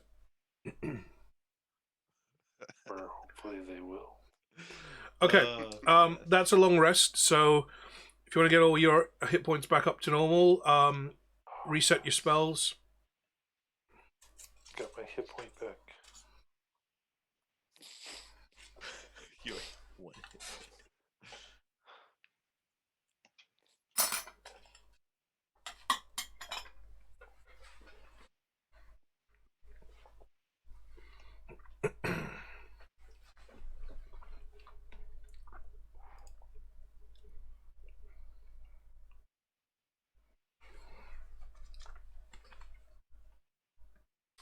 Okay, Brian, what spells were you after? 1, 2, 3, 4, 5, 6, 7, 8, 9. So there's 10 spells total. So for level 1, I was looking for detect evil / good and detect magic. Okay. Those you can have no charge. Okay. For level 2, this will make probably a couple people happy. Find traps, but the big one was the cleric with hold person. Okay. And to help with stealth is silence. Okay, they'll be 500 each. Ooh. Sorry. 100 each. Level 2. Silence. Yeah. Okay. So that's pretty much the cone of silence spell around whatever you cast it upon. You know how to use silence? Yes. Okay. It's the wizard stopper. Yeah. But yeah, I know, like, what we usually would do would, like, pick up, like, a stone on the ground, fire the silent spell on the stone, and then throw the stone at the wizard. Because if you cast silence on the wizard, he can't use. he's got a saving throw. Well, no, he gets a saving throw against it, whether he's going to resist the spell or not. But if you cast it on an object and throw that object there, like, the object can't resist. So then that spell's already active. At least that's the way that we always did it. Yeah, he has to move out of the way. Unless someone inadvertently drops it into his pocket that is kind of stealthy. Okay.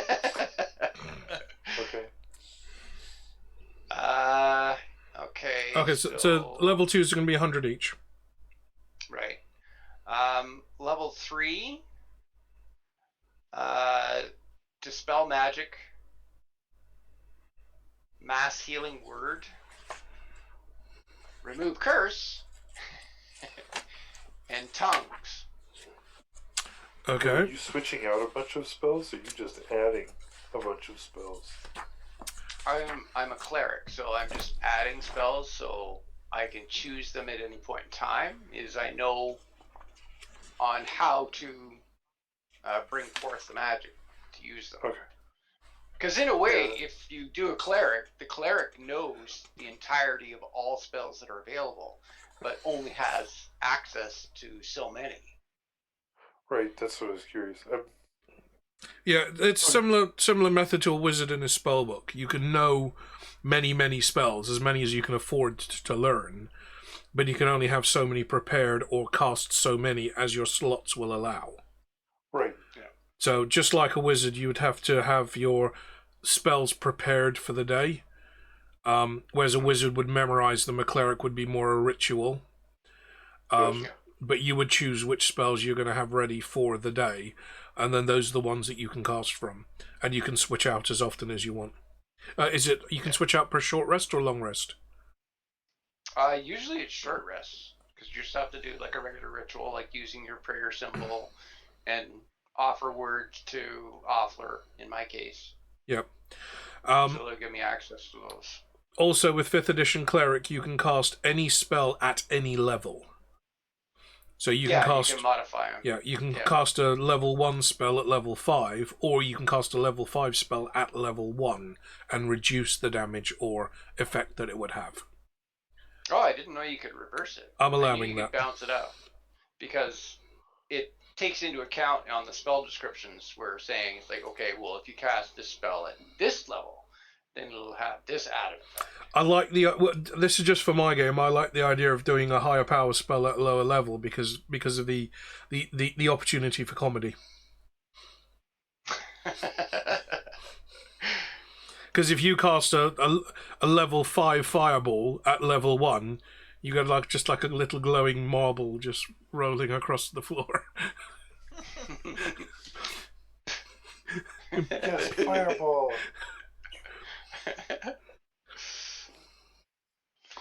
Yeah, but that's almost reminiscent of the wizard with the level 7 spell when you cast the delayed blast fireball. That's usually how we would kind of envision it. Is you got this little wee spark that kind of drifts over and then kind of rests on the ground. Yeah, just like a little campfire spark. Yeah. Yeah, and then you speak the trigger word, and it's like the whole room's filled with fire. I think I've told you guys the story before, but maybe not the stream. Yeah. I was playing another homebrew game with my Sunday D&D club, and the DM had a system where you had points that you could boost up your magic. So if you had a level 1 spell and you kind of like how a monk has his key points, you could boost up your magic and boost a level of the spell. And I was playing my inept wizard who doesn't know what spell is going to come out. So he rolls a dice to see what spell is going to come out. So we had our players in a room. They just opened a tower, and there was a drow priestess and 5 drow guards, and the players basically, oh shit, kind of reaction. And the wizard was like, right, leave it to me, lads. I've got this one. And I said to the DM, right, I'm going to use all my points, all 8 of them. So I basically cast the equivalent of a level 12 fireball into that room. So the way his system worked is that you add an extra dice for each point you're adding to the spell. So I added 8 extra dice to this fireball. Is that 12? It turned out, in the end, I can't remember exactly how we did it, but it was 18d6 damage. Now, I had the potential of some doing damage like in the 120s. I think I was about 105 damage that I did with this spell. But I miscounted on the battle map. Because it was a fireball that came out, because I didn't know what spell was going to happen, and it was a fireball that came out with a 30-foot radius. I was within that radius. So I got caught in the blast of my own fireball. Now, fortunately, I was right on the edge, and it wasn't enough to insta-kill me. But it was damn close. It was damn close. I was literally a D6 away from being insta-killed in that game. You went down, but that's it. Oh, I went down hard. But apparently the blast threw back the members of the party, and that's the DM just styling it out. 106 odd damage to 3 of the drow, who saved their saving throws, so they only took half damage, and we're down to single digits in health points at that time.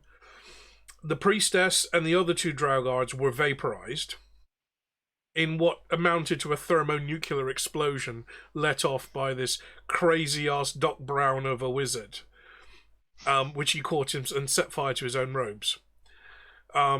This is a character who could only function if he was completely soaked in alcohol. I can relate to that. So he would carry a barrel of brandy on his person so that the party would just have to pour brandy into him to get him to just power up. The brandy barrel went up as well. So the emote that I regularly put around in the Facebook chat is that one of Dumbledore from the Deathly Hallows, where he's doing the massive fireball around the little island, and all the zombie creatures are getting eaten up by this. Like 18d6 motherfuckers,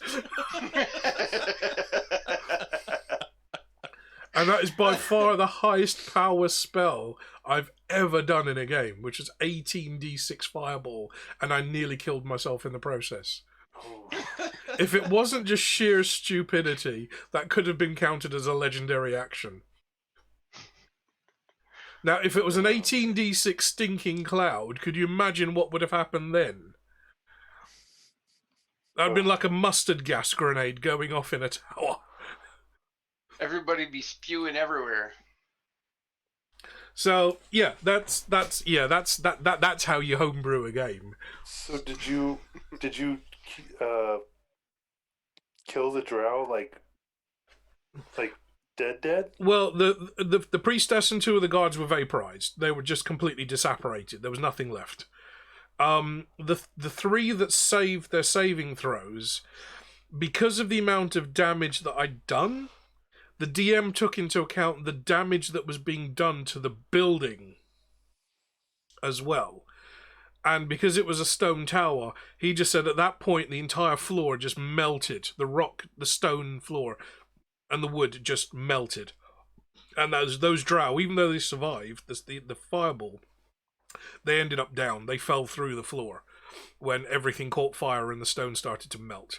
So the inside of that room would have looked like glass at the end of it. One of the players was actually verbally angry at me because she wanted to kill them. And she was so disappointed that she didn't get that kill, and I'd ruined the game for her. It's like, what? It's weird. You would have been wiped out by those drow, because the drow were far, far in advance of our level. We'd never been able to take them as a party, and it was just sheer fluke that I did what I did. But she was actually very upset that I kind of took out everyone in that tower, and she didn't get any of the experience points. Anyway, that was actually me playing a version of Rincewind in a D&D game. Oh, there you go. So you were talking about a wizard for the party? Blind says he wants to play a wizard. I had you blind. I had you pegged down for a bard. And bards do have magic. But their magic is more status and performance based. So you'd be singing a song and invigorating the party when they're going into combat, so they get extra bonuses on their dice rolls. You can, as a bard, engage in combat yourself. So rapiers are very popular with bards because they're dex weapons. Any versatile weapon can be used by a bard.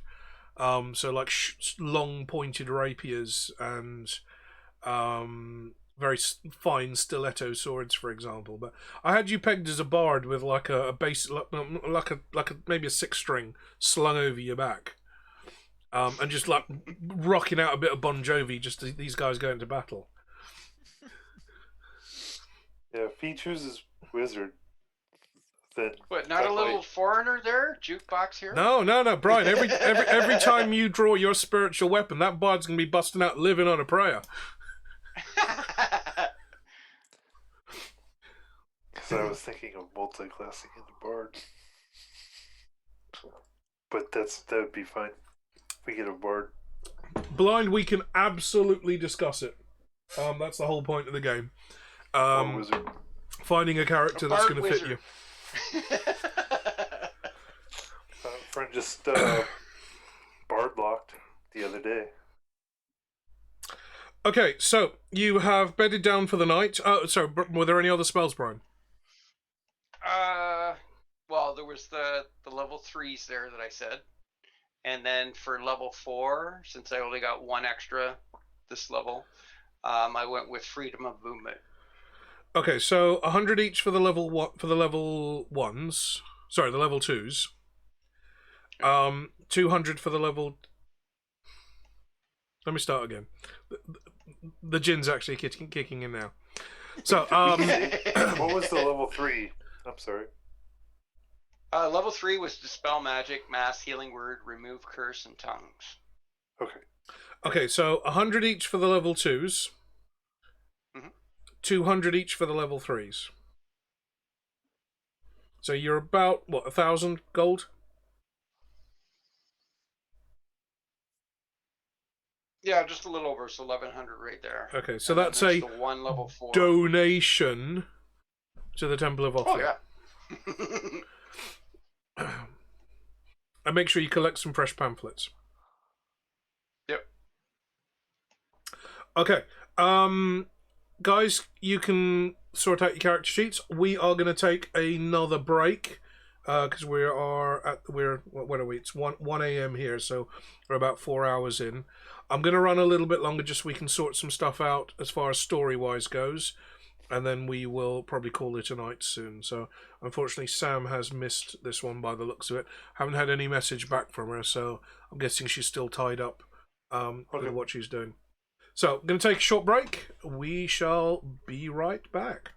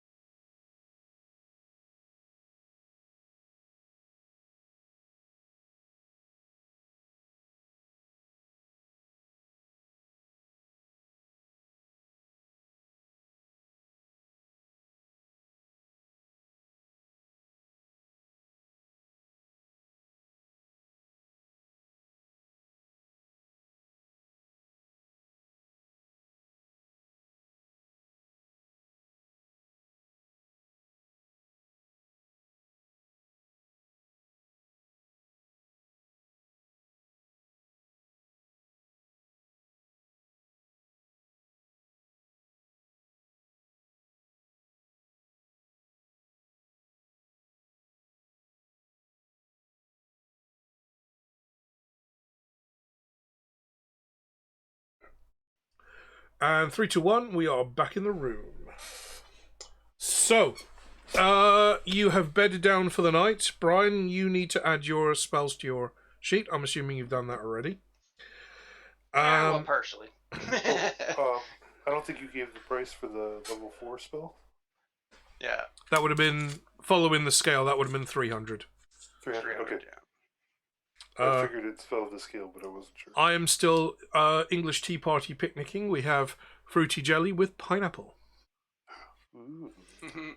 Of course, pineapple. Pineapple. You and your pineapple. Where's the pizza? I've still got some egg and mayo sandwich left if you want, Eric. It might be edible by the time it gets to you. How long did the tea take? Just over 2 weeks, wasn't it? Yeah, just over 2.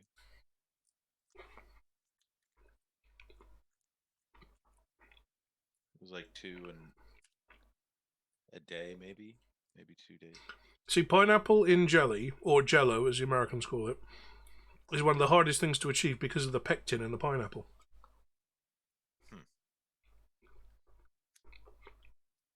It stops the jelly from setting. Which means if you're doing this at home, you have to mix up your jelly really, really strong, as in like a third of the amount of water you'd normally use. You also have to wash your pineapple thoroughly. Now, could you imagine somebody in a factory somewhere being a pineapple washer? Sure, there's a machine that does that. Oh, no, there's worse than that. Can you imagine somewhere in a factory in China, there's a poor old woman spraying pink dye onto an entire conveyor belt of rubber penises? Yeah. Well, could you imagine having tonguing as a job? Having what, sorry? Tonguing? Cutting into whale carcasses and getting the oils Right. Yeah, that would. for scent, for candles and scents and all kinds of other things. That's got to be like the worst job there is. The smell alone. Yeah. Like the oil itself is like horribly bad.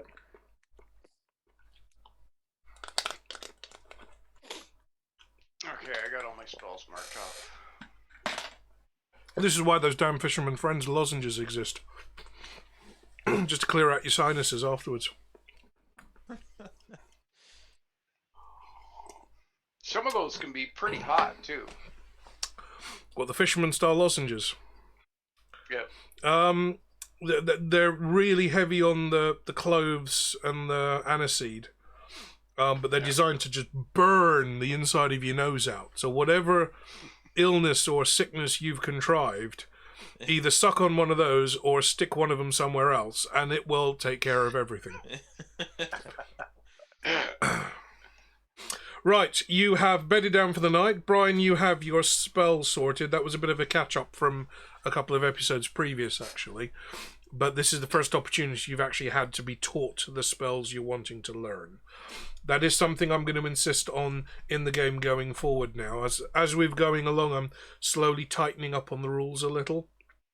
Now that we're all, well, Sam in particular is more aware of how the mechanics of the game works, like combat rounds and initiative and turn order. Where I was playing really fast and loose with the rules, I'm starting to get a little bit more strict on the rules. And certainly things like learning spells. If you're stuck on a desert island and you've leveled up because you've killed a load of fish, you're not going to be learning a ton of spells because you've got nowhere to learn them from. Unless a little bottle floats past with a spell scroll in it, you don't have the opportunity to learn a spell until you get to someone who can teach you that spell. If you've got, damn, will you be able to fish?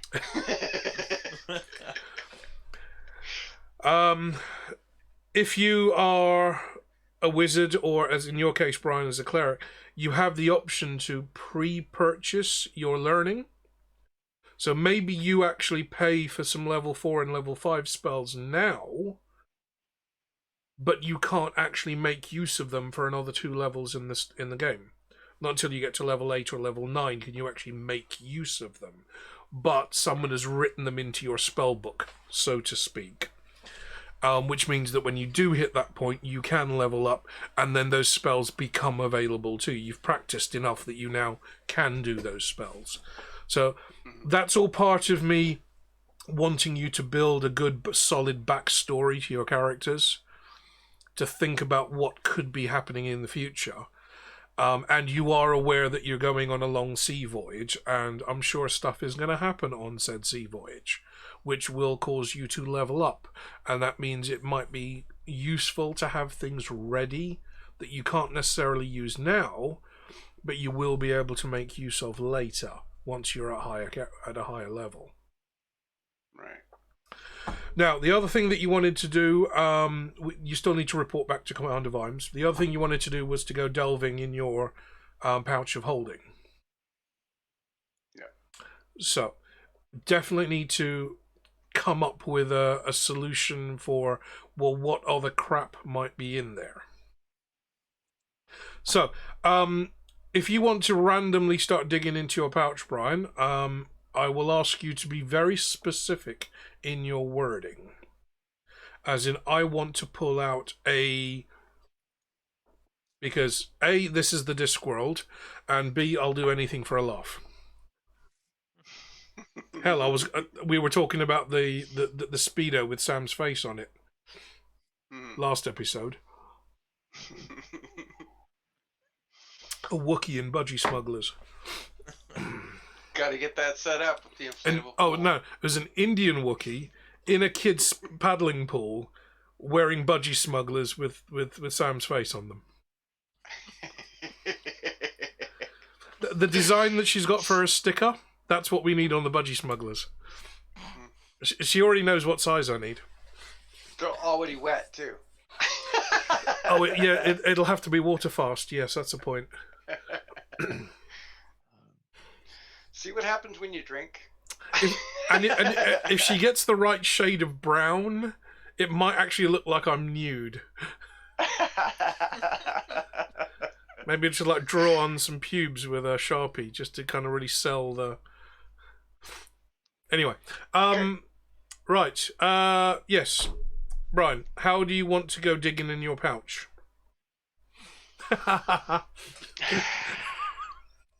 It's a silk purse, okay? Or a sow's ear, whichever.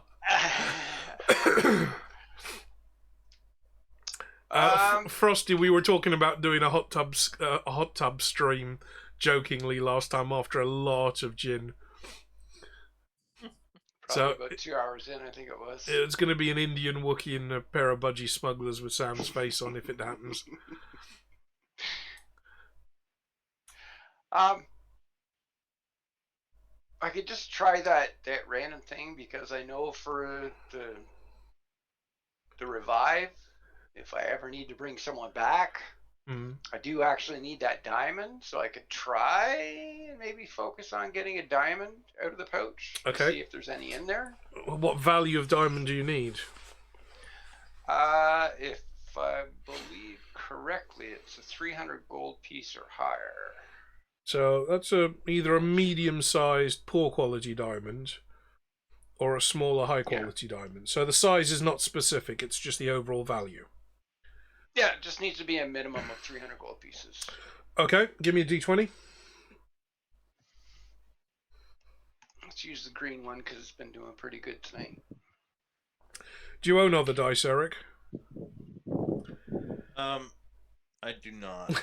Well, I take that back. I do, but I don't know where they are. You might want to consider ordering some at this rate. Yeah, I want to. There is a set that I'm looking at. That I'm going. A lot of my money went to a new tool that I bought this month. A new tool. A new Dremel tool specifically. You're in the UK, so I don't know how much it's going to be. I just bought a set for like $40 US. Yeah, that's what I'm. And it's actually four sets of dice combined. Oh, okay. Yeah, I'm looking at $40 for one set, but it's a custom set. Yeah, this is a custom set as well. Okay. So I can send you a link at some point. There's like 6 sets. I think 4 of them have already sold out. Okay. So I'll send you a link and let you look at it later. Yeah, sure. Okay, what was your roll, Brian? Well, sadly, it was a 2. Okay, you concentrate on the idea of a high quality diamond of some sort. You pull out a handful of very small, poor quality diamonds. Probably worth about 10 or 20 gold each. They're little more than like specks of ground black pepper at that point. But there's a good handful there, so let's call it 500 gold pieces worth of very poor quality diamonds. You can make some good sandpaper.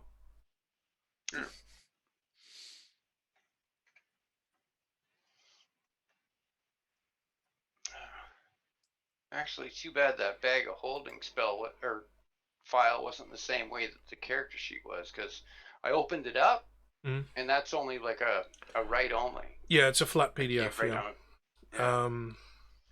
It's I can't try to modify get it. something out of the. If out of the pouch. I don't have a PDF editor, I don't have full Adobe Acrobat to make it form fillable. But then I play pencil and paper. I always have done. Well, for some reason, I don't know why, but my black ink cartridge is not working on the new printer. Like the color ones work, but whenever I try to print any text, nothing comes out. I did like 4 head cleanings. It still doesn't give me the black print head printout. So. How long since you'd used the printer? Well, I would say probably about 2 or 3 weeks since I had last printed something. So it wouldn't have like, hardened on the print head or anything. Yeah, so I don't know what's going on. Print it in blue. Well, I was trying to figure out how to override the settings to use a composite black. But yeah. the driver, for whatever reason, doesn't have the setting for using a composite black. Like, I tried doing grayscale to see if that would kick in, like disable the color cartridges and use just the black, and it still didn't do anything. I regularly pull my You're right there. Regularly when I change my cartridges, I'll pull all the cartridges out, lay a bit of kitchen towel on the print bed, just underneath the cartridge head, and soak it with isopropanol and just leave it overnight. I made that mistake once and left the cartridges in. The cartridges were empty the next morning. So now I remember to take the cartridges out. Right out, yeah. But yeah, soaking that with IPO or just anything with high alcohol, like methylated spirits or something. Just bit of rolled up kitchen roll, and then just slide the print carriage over it, and just leave it to sit there for a couple of hours or overnight, and that's enough to clean those heads down well. Okay, I'll give you one more attempt for something else on this long rest, but otherwise we'll be here all night doing fishing in your pouch. I'm wondering if I should just kind of play around here. It's like, it could get boring on a trip. I could really use a deck of cards. Like this one.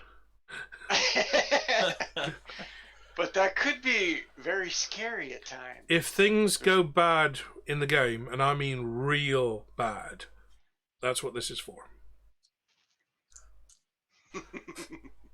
Which means it's likely Sam that's going to be using it. Okay, so yeah, do you want to try pulling something else out on this go, Brian?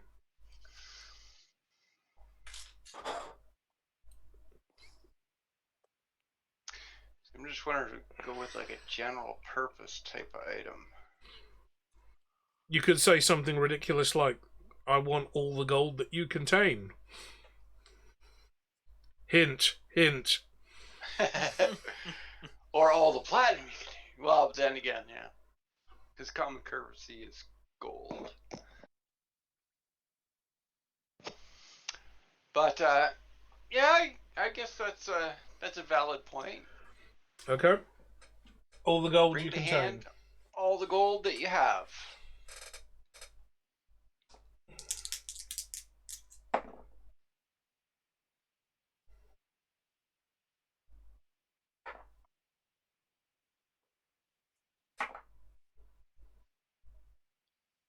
You pull 1,062 gold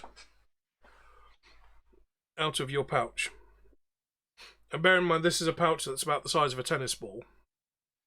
Yeah. Once you start, you pull the first handful out, and then the coins just kind of spill out after that until they stop. But I had to like stick my arm in up to my elbow to get at it. Full on Mary Poppins, yes. Okay, for the rest of the party, it's morning. You need to report back to Commander Vimes. We need to go down the Street of Cunning Artificers and pick up your items later today. They'll be ready by this afternoon. You may want to get some other things made up. So I would suggest we report back to Commander Vimes and we call it a night there. And then that way next week we can get any custom items sorted for Dustin. So you'll need to have a think about what kind of custom items, weapons or armor you want. Anything you want identified, you'll need to pay Rincewind the Wizard to do that. So if you can kind of work out between now and next session what you want to do there. But we are going to send you back to the watch house. Commander Vimes is kind of asleep with his feet up on his desk, and he's just kind of leaning back on his chair.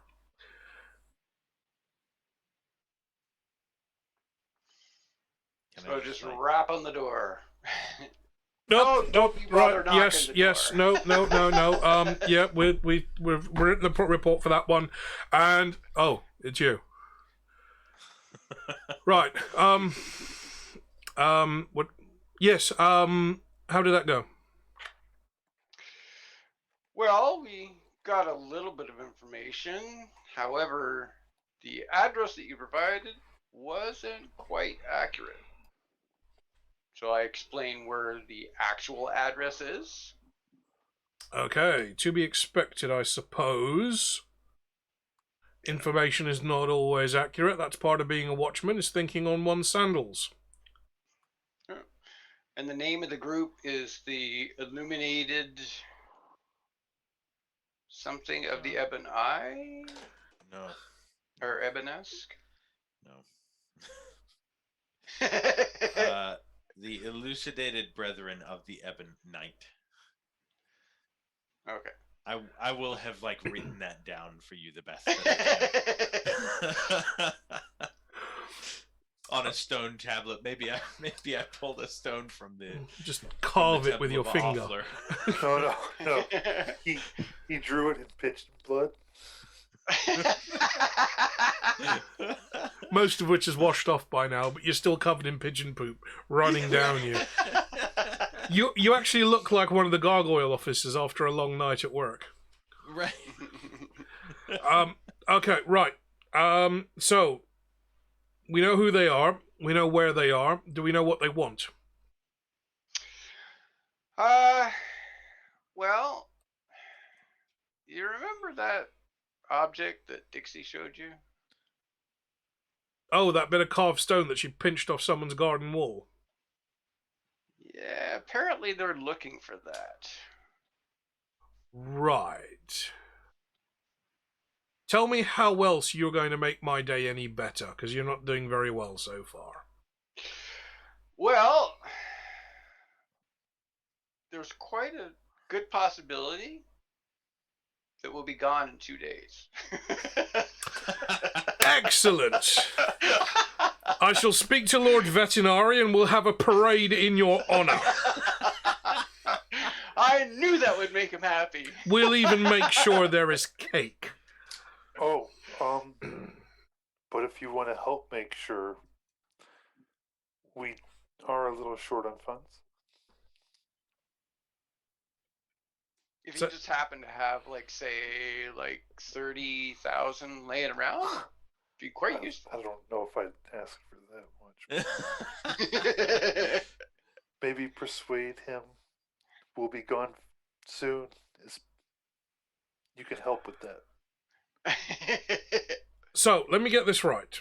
And stop me if I'm wrong here. You release a dragon. You come to my city. Yeah. You murder some people in an alley. Correct. Almost kill a child who allegedly stole from you. Yes. I send you on one job, which you did manage to recover some information. Yeah. And you want me to pay you 30,000 gold. Right. To never. Darken your doorstep again. I could do that for free.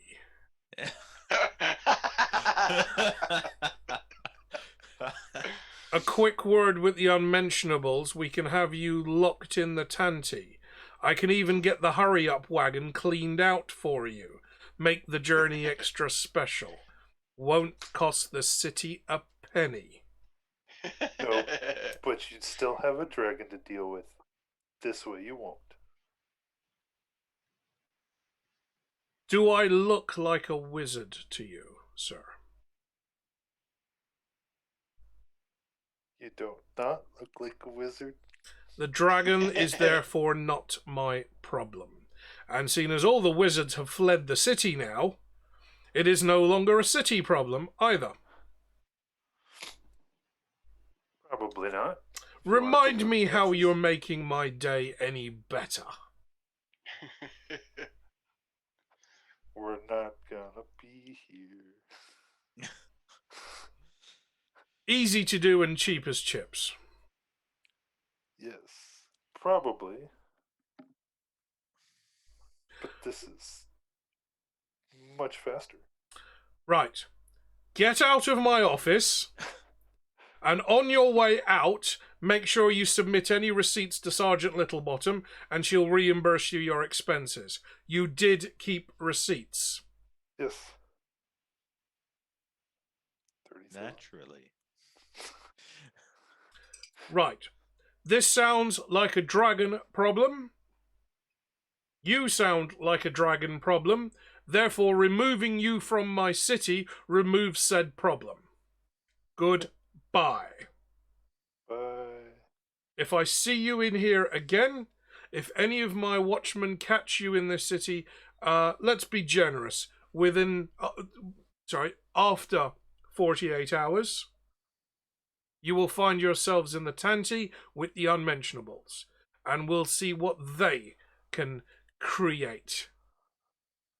What if we come back after said dragon is no more? If there's no more you, there's no more dragon.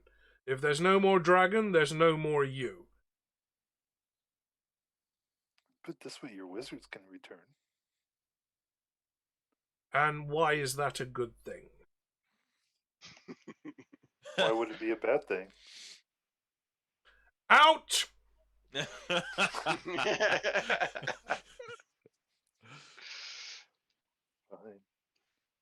At this point, Sergeant Detritus, who is a rock troll,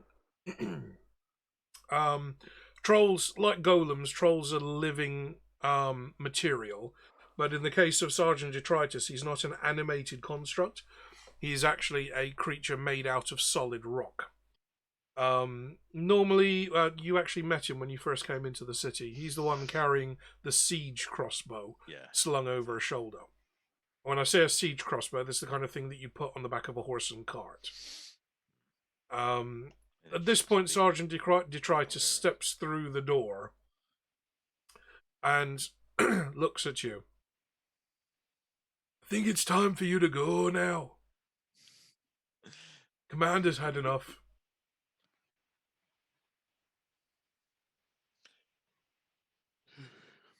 Well, I'm gonna just leave. Yeah. I don't want to make people mad. And I guess we could pass the receipt on for the armor to the desk sergeant. Cheery looks at the receipt. Okay. Justification for purchase?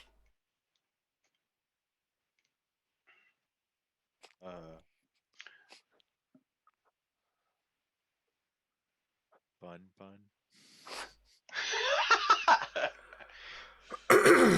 For Cheery, assistance in dealing with the problem. Cheery leans down and to a small, a tiny-looking grey man sitting at a desk just around the corner. Excuse me. Excuse me, Mr. Percival. These gentlemen have submitted this receipt. She leans down. The man looks like an accountant of some sort. He's not wearing a watchman's uniform. He's wearing what looks like a grey pinstripe suit, but he still has a watchman's helmet on. He is their forensic accountant. Monetary crimes do exist. They tend to be amongst those who have money, and there's always a paper trail, and you always follow the money. He looks through the receipt.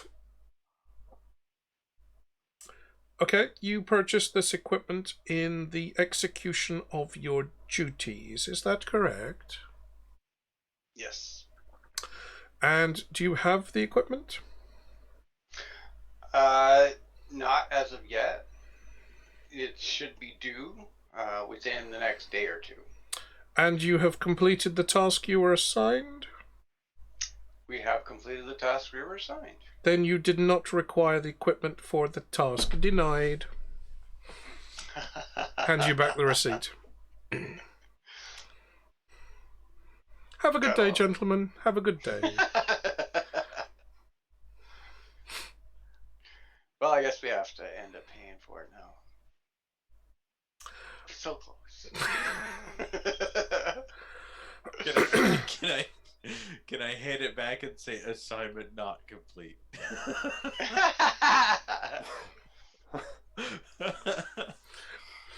Given the First command, part of the assignment was complete. given that Commander Vimes' offices are easily within earshot, because that's pretty much how the watchmen know what kind of mood he's in. We have a redeemed role. Okay, blind. What are you? Oh, persuasion. Oh boy.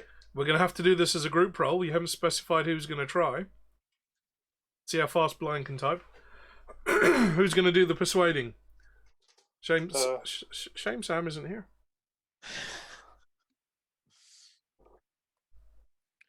She could have tried seduce. Brian? I'll try and persuade, but this is No, we've got Brian. okay. Oh, is he actually rolling? Okay. Oh no, Brian, you're not rolling. I'm rolling. Oh, you're rolling. Okay. Thank goodness. You're just adding your mod. That was a 3. Brian, what's your what would be your modifier on a persuasion? So 3. 17. So 6. Plus 17 was that, yeah? So yeah, I'll take your roll over mine. that's a total of 6. I'm guessing you got a 1, did you? Yes. If you got a 1 on that, I'd have had you arrested for financial fraud. Falsifying official documents, what. Right, okay, that hasn't worked, but well done. Right, it is a brand new day. You need to earn some money. Yeah, because we got so much to pay for now. You 80,000 still now? how many more thousands do you need? I don't know, how much did Brian spend on his spells? I had enough to cover it You did? because I got like the 1,062 gold. Plus, I can pawn some of the gems as well, so I would have enough to cover it Okay. because it was only 1,400. The expensive stuff was the armor that you ordered. But The examination of the artifacts was not overly expensive. Any other minor Those- things? Yeah, those are already paid for, the examinations of the weapons and whatnot. Any other So, minor things that you might want to have made while you're still in the city will, again, cost you. So, Sergeant Littlebottom is kind of amused by this whole situation. It's not the first time we've seen fellows that are a little bit down on their luck. Albeit your luck seems quite pricey and you are maybe only halfway. There's always a couple of little jobs that need doing around the city. Little things that the watch tend not to get involved with because, utilizing of police time. But I'm sure we can find some little things for you to do while you're here, if that would be of interest. Oh, definitely. Most of these little jobs are commissioned by private individuals, so there may be some money involved as a reward for your efforts. But yes, come back a bit later today once we've had the queries come in for the morning and I've gone through some of the overnight paperwork. We might have one or two little things for you to do. And when the commander's out on his rounds, right? Maybe when the commander's had a full night of rest and he's a little bit more amenable. He doesn't do well without his coffee. Does it ever happen that the commander gets a full night of rest? Lately, not so much. Unfortunately, with all that's been going on in the city, he's pretty much sleeping in his office. When he does go home, Lady Sybil does ensure he is well rested and well fed. But unfortunately, sleeping on a padded mattress laid out on the floor, even here, is... Well, he's a man driven by his job, and he won't leave until the job is done.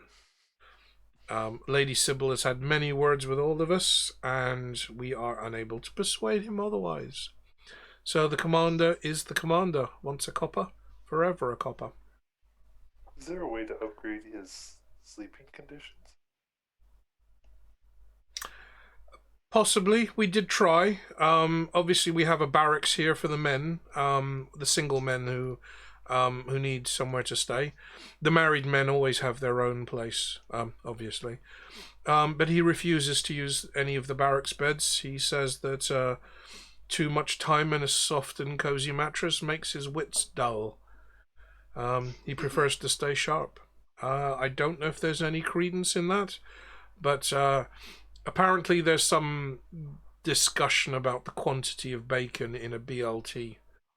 The commander prefers it mostly B and less of the L or the T.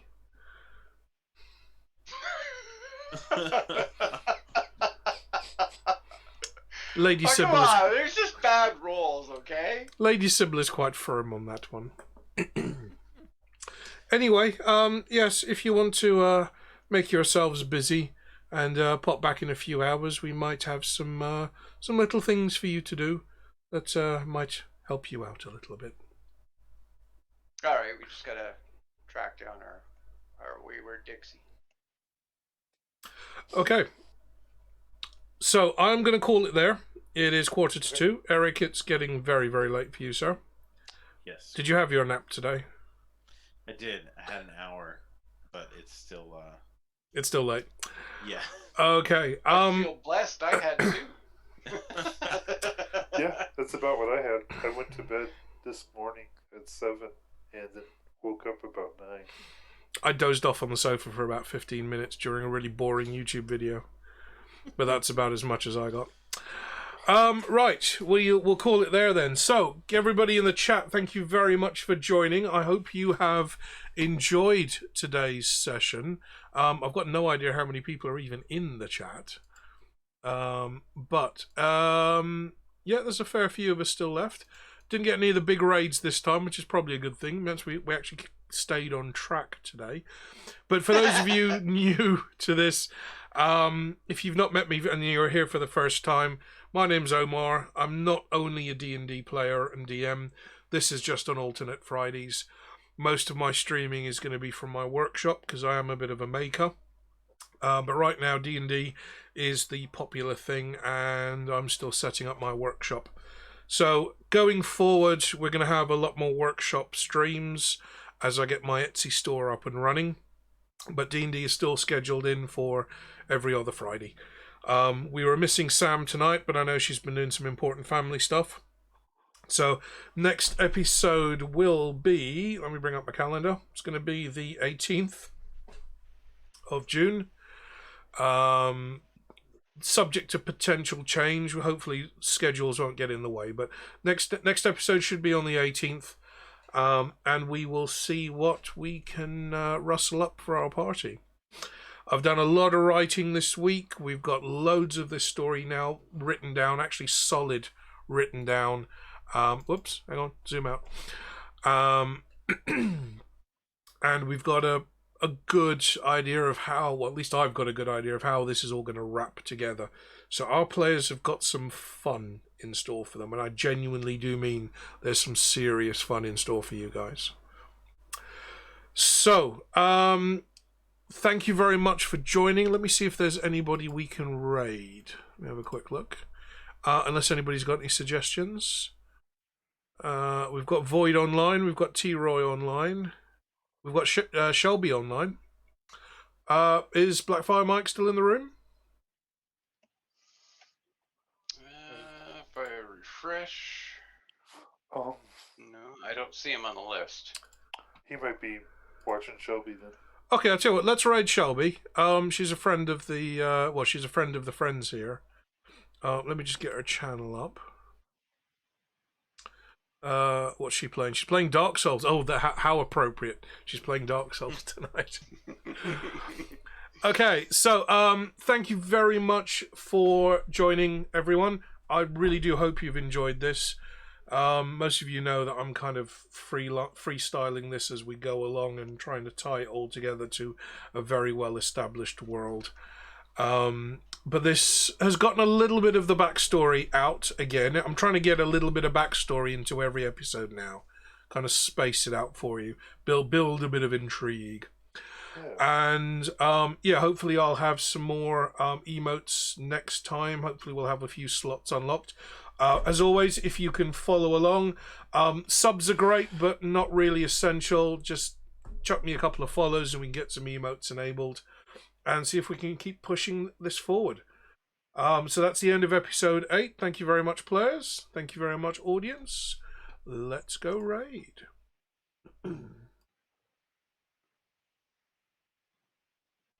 Oh, there's that 10-second countdown gets me every time. Yeah, no, it does. Yay, blind.